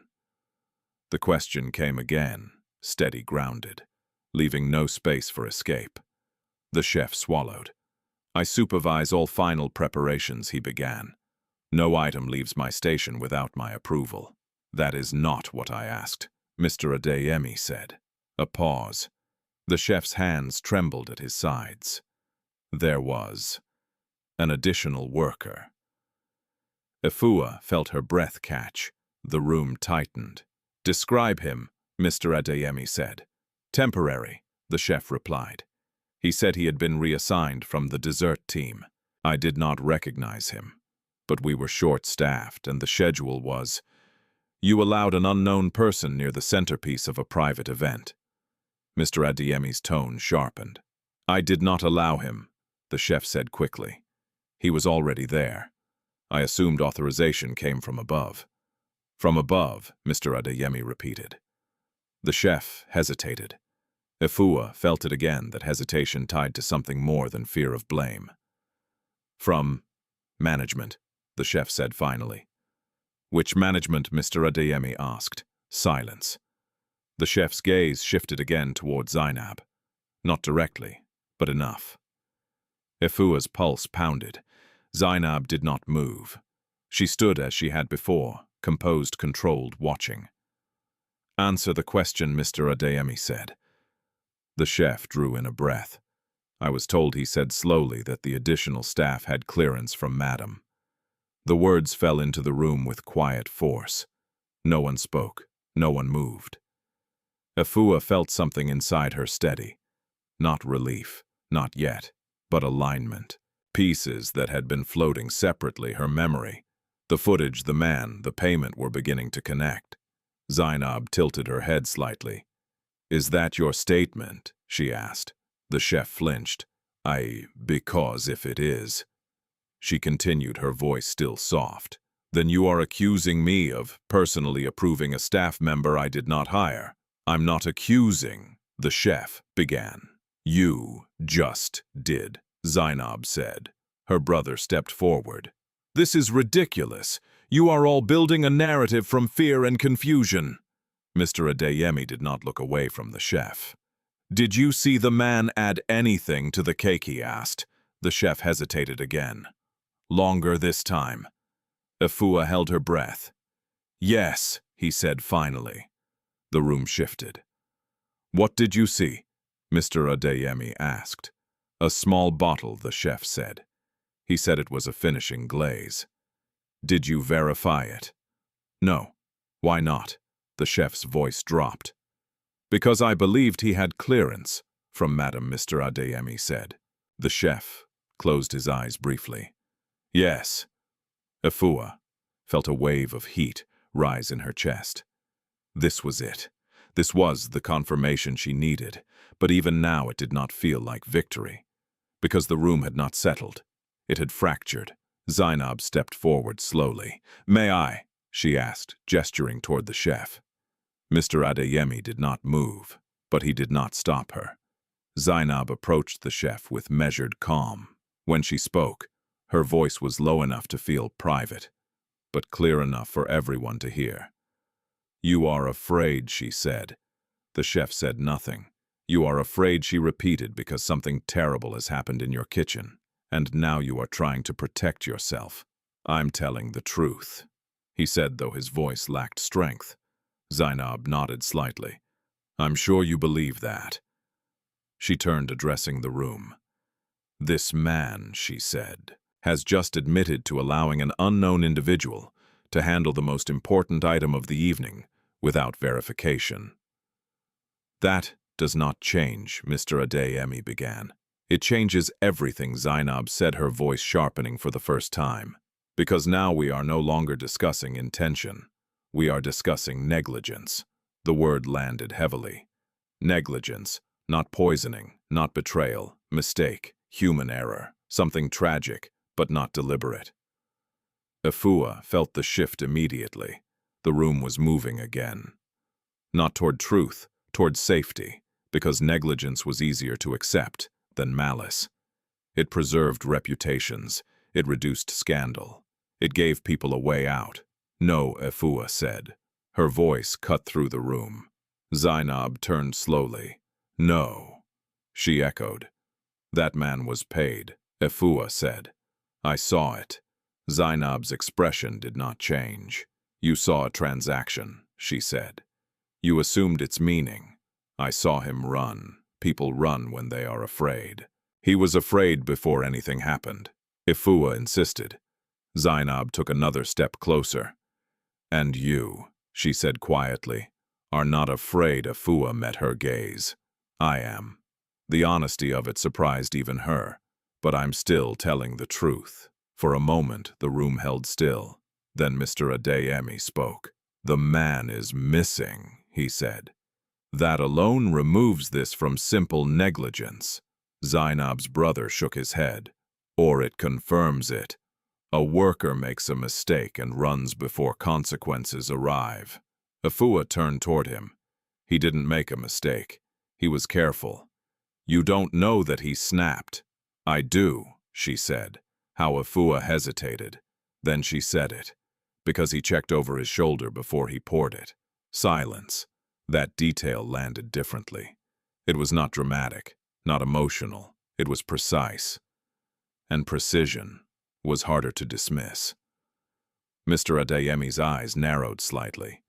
You're certain? Yes, the chef spoke again, his voice shaking. He did, he said. He looked back. All eyes turned to him. Zainab's gaze hardened. The chef swallowed. I remember now, he continued. He hesitated, like he didn't want to be seen. The room shifted again. This time not toward safety, toward truth, because hesitation did not belong to accident. It belonged to intent. Zainab's composure held but only just. Efua saw it. The smallest crack, the faintest delay before her next breath. Mr. Adeyemi turned to the guards. Secure all exits, he said.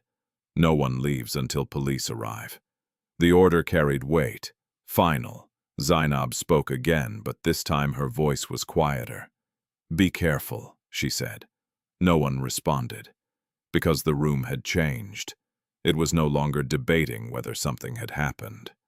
It was trying to understand how deep it went.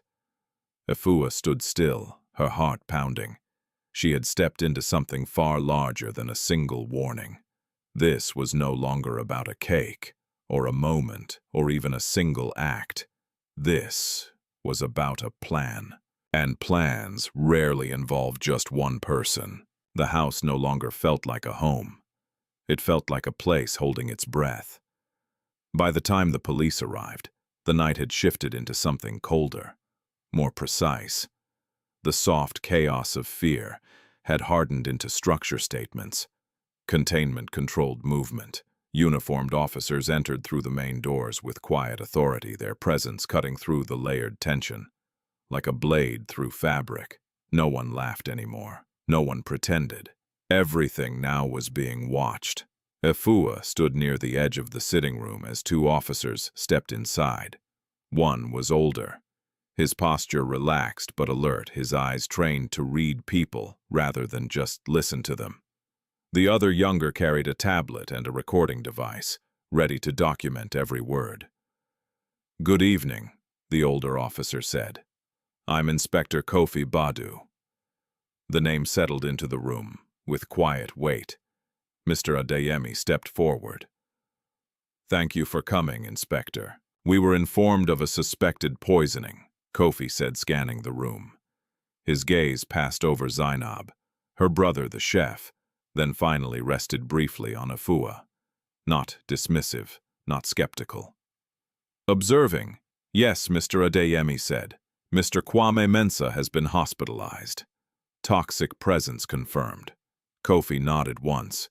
Then we proceed as such. He turned slightly to his partner. Record. The younger officer activated the device. Time of arrival, he said quietly. Kofi looked back at the room. I will need everyone present at the time of the incident to remain available for questioning. No one leaves without clearance. Zainab's brother stepped forward immediately. My sister needs to go to the hospital. She will, Kofi replied calmly. After we establish her statement. That is unacceptable. What is unacceptable? Kofi said, his tone still even as a man being poisoned under a roof with multiple witnesses and no clear account. Silence. Zainab placed a hand lightly on her brother's arm. Let him do his job, she said. Her voice had returned to calm, but something in it had changed. It was thinner now, controlled but strained. Kofi noticed. Efua saw that he noticed. Good, he said. We begin. He gestured toward Mr. Adeyemi. You, first. Mr. Adeyemi stepped forward, recounting the sequence, the warning, the cake, the collapse, the initial medical response, the footage. He spoke clearly, without embellishment, without hesitation. Kofi listened without interruption. Then he turned to the chef. You, he said. Explain your role. The chef repeated what he had said earlier about the unknown staff member, the bottle. The assumption of authorization. Kofi's eyes narrowed slightly. And you did not question this. I believed it came from management. Which management? The chef hesitated. Again. Efua felt the tension spike. Kofi leaned forward slightly. This is not a place for hesitation. The chef swallowed. I believed it came from Madame Zainab. The words landed harder this time, because now they were official, recorded. Zainab did not react immediately. Kofi turned to her. Madam, he said your response. Zainab rose slowly, graceful, controlled, every movement deliberate. I did not authorize any such thing, she said. Her voice was steady, convincing, too convincing. Kofi studied her. For clarity, he said, Did you enter the kitchen area this evening?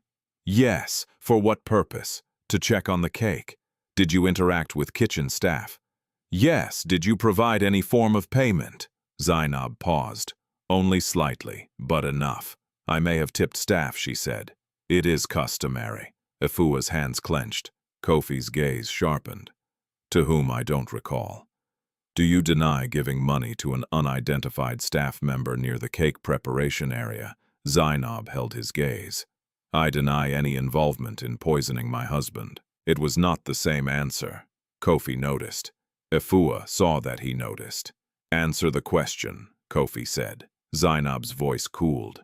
I do not recall giving money to anyone in a manner relevant to this accusation. Careful, precise, not a denial. Efua's pulse quickened. Kofi nodded slowly. Understood. He turned slightly. Show me the footage. The younger officer stepped forward with the tablet. Kofi watched the clip once, then again, then a third time. He did not speak immediately. When he did, his voice was quieter. This is not conclusive, he said. Zainab's brother exhaled sharply, almost triumphant. But Kofi continued. It is not meaningless either. The room tightened. He turned back to Zainab. You understand that this places you within the timeline of the incident. I understand that blurred images can be misinterpreted, she replied. And yet Kofi said combined with witness testimony and confirmed toxin presence, they form a pattern. Zainab's eyes flickered. Pattern. That word mattered. Because patterns were how truth was built, piece by piece, until denial could no longer hold. Efua stepped forward slightly. I saw him leave, she said, through the service yard. Kofi turned to her. You are the one who gave the warning. Yes, name Efua. Full name. Efua Adam. Kofi nodded. Tell me exactly what you saw. Efua spoke, this time slower, clearer. Every detail she could remember: the vial, the hesitation, the glance over the shoulder, the payment, the escape. Kofi listened, not interrupting, not dismissing. When she finished, he asked only one question. Why did you speak? Efua blinked. The answer seemed simple, but it wasn't. Not here, not now, because I knew something was wrong, she said. That is not enough to risk what you risked, Kofi replied. Efua hesitated, then said it. My mother died from something like this. The room shifted. Kofi held her gaze. And you recognized the signs? Yes. A pause.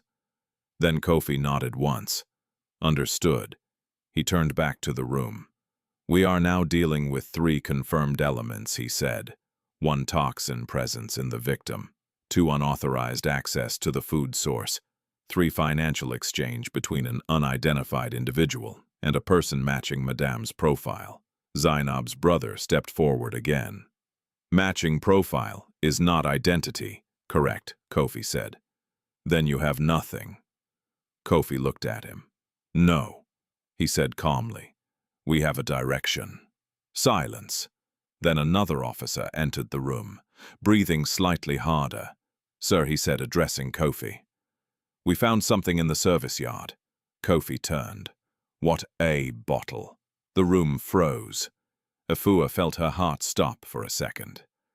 What kind of bottle? Kofi asked. Small, glass, residue inside. Efua closed her eyes briefly. That was it. The missing piece. Kofi nodded. Secure it. Send it for immediate analysis. The officer left. Zainab did not move. But this time, she could not hide it. Efua saw it clearly. Fear. Real fear. Not performance, not control. Something slipping, something breaking. Kofi turned back to her. "Madam," he said until further notice, "you are not to leave this property without police clearance." Her brother stepped forward. "This is outrageous. It is procedure," Kofi replied. Zainab did not argue. She did not protest. She did not defend. She simply stood there, silent, and for the first time, she looked like someone who understood that the truth was catching up. The mansion had grown quieter, but not calmer. Silence, Efua realized, did not always mean peace. Sometimes it meant pressure building beneath the surface, waiting for the exact moment to break. By midnight, the house was no longer divided between celebration and crisis.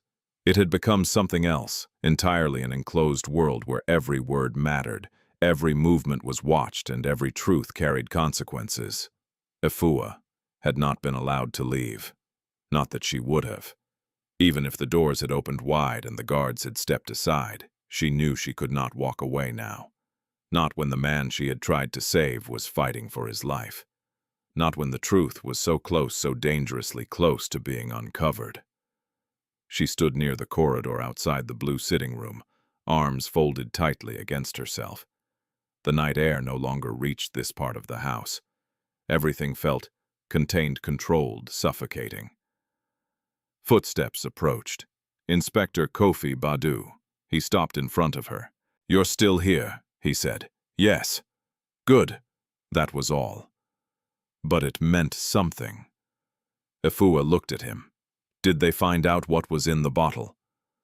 Kofi glanced toward the end of the hall before answering. Preliminary analysis suggests a fast-acting compound. Not something accidental. Not something common in a kitchen. Efua felt her stomach tighten.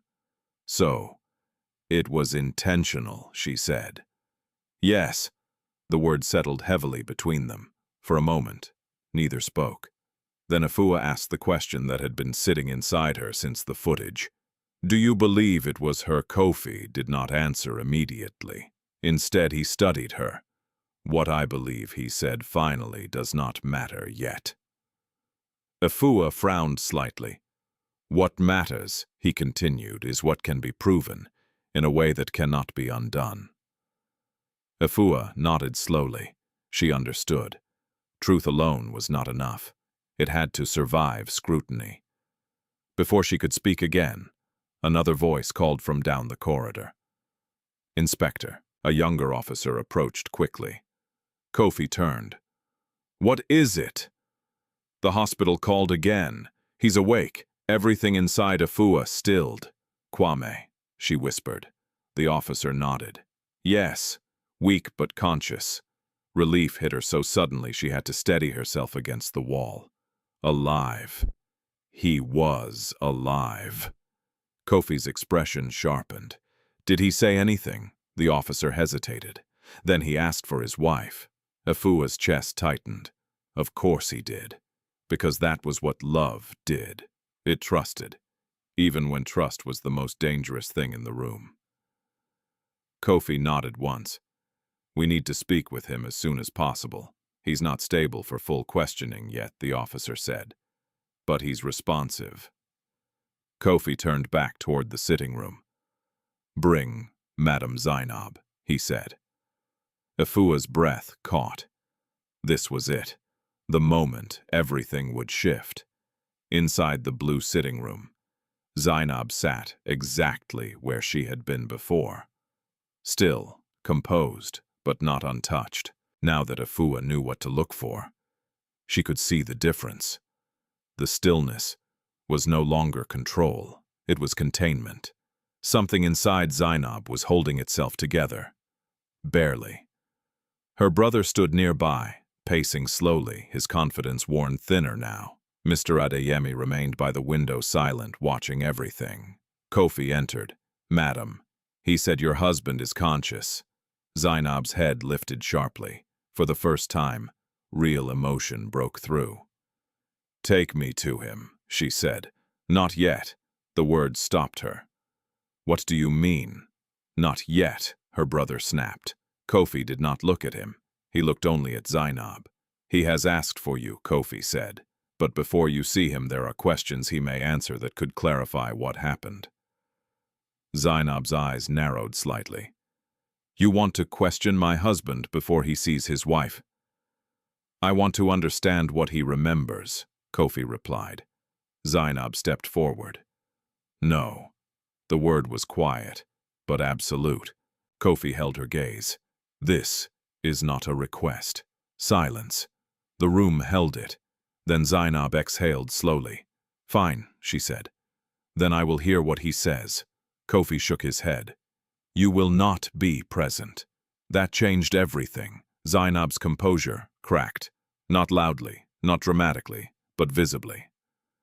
"You think I did this," she said. Kofi did not answer, because he did not need to. The room already knew. Zainab's voice dropped. "You are making a mistake." Kofi stepped closer. "Then help me correct it." A long pause. Then Zainab laughed softly, not with amusement, with disbelief. "You already chose your direction," she said. "You're just waiting for confirmation." "Then give it to me," Kofi replied.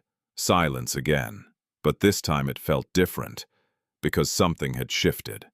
Zainab was no longer controlling the pace. Time was, and time was not on her side.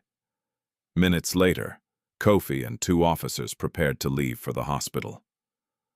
Efua watched from the doorway. Her heart pounded.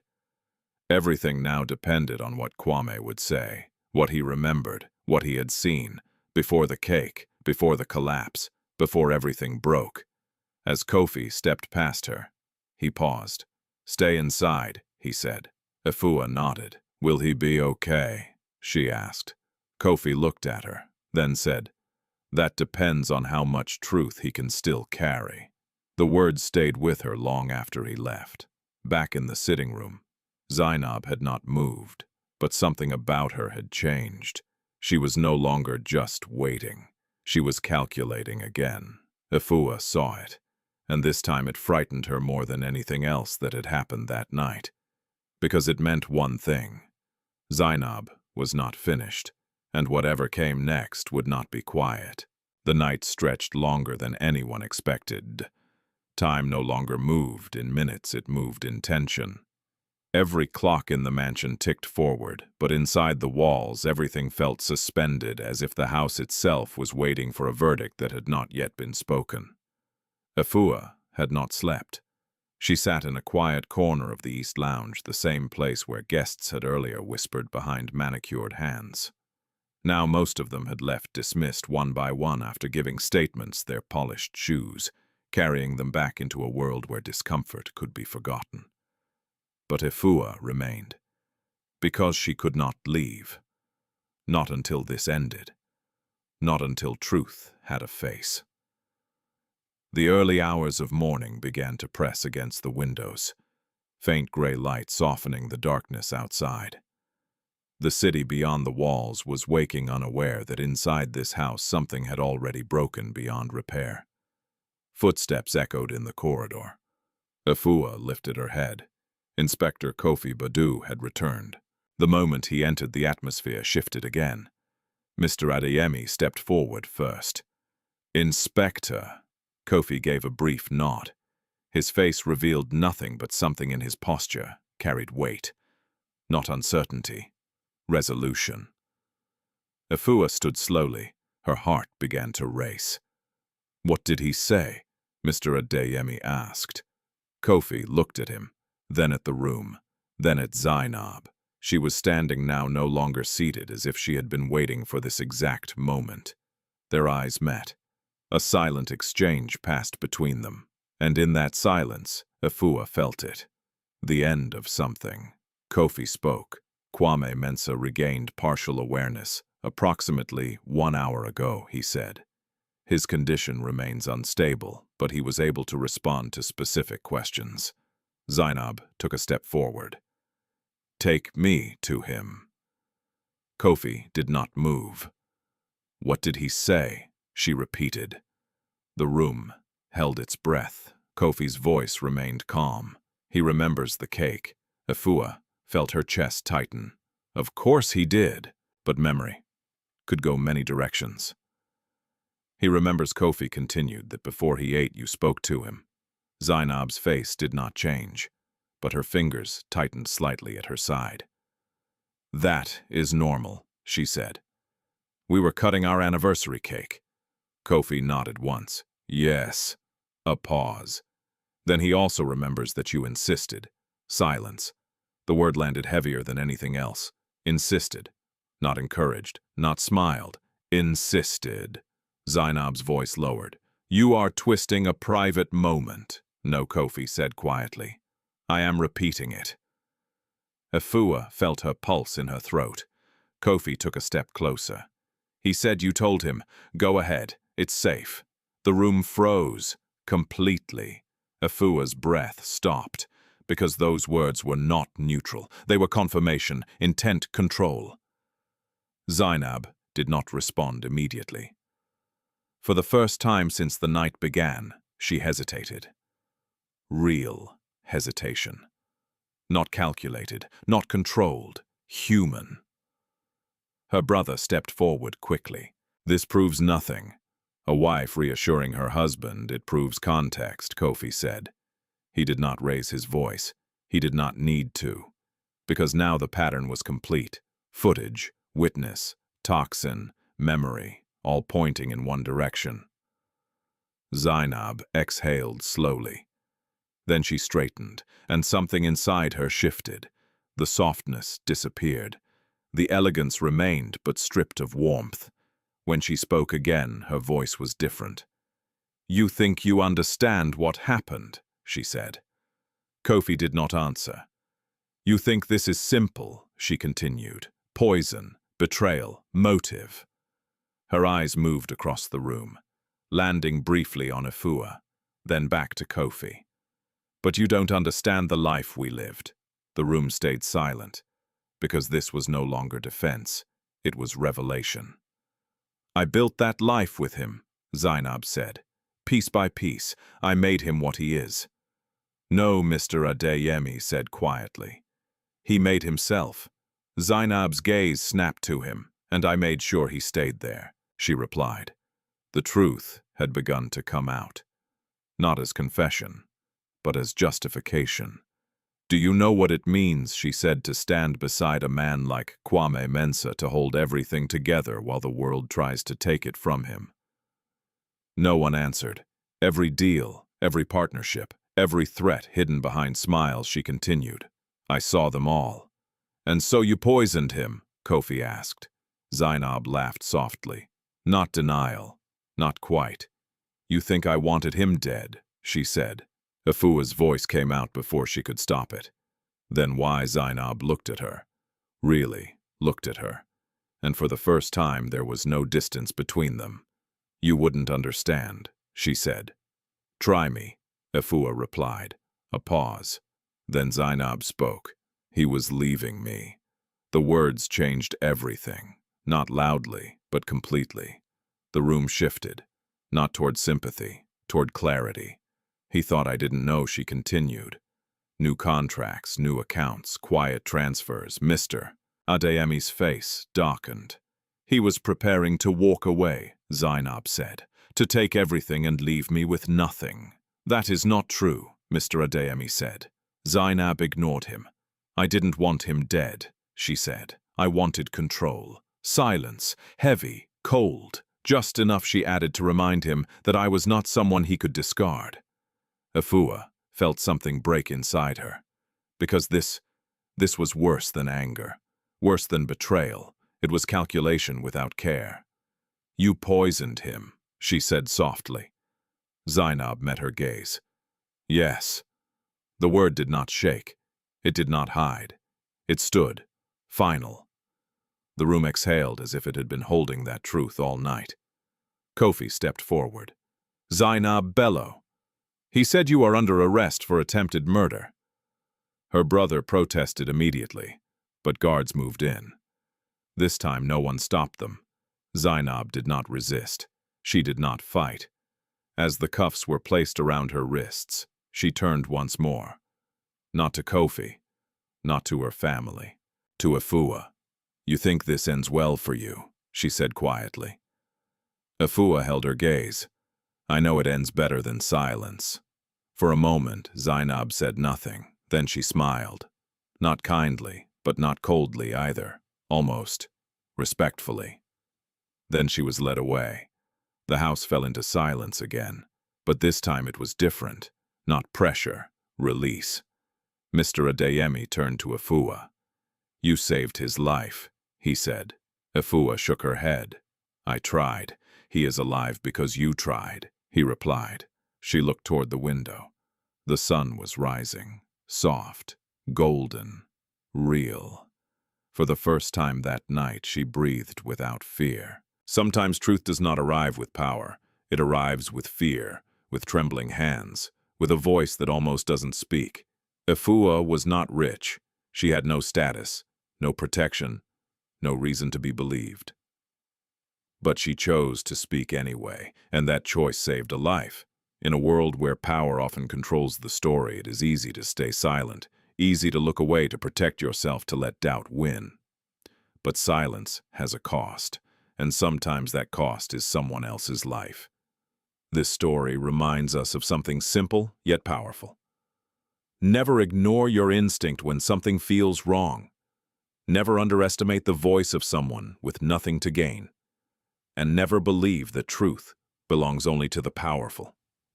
Because sometimes it belongs to the one brave enough to speak.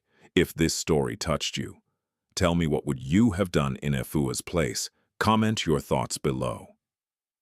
And if you believe in stories that reveal truth, justice, and hope, don't forget to like, share, and subscribe. Your support keeps these stories alive.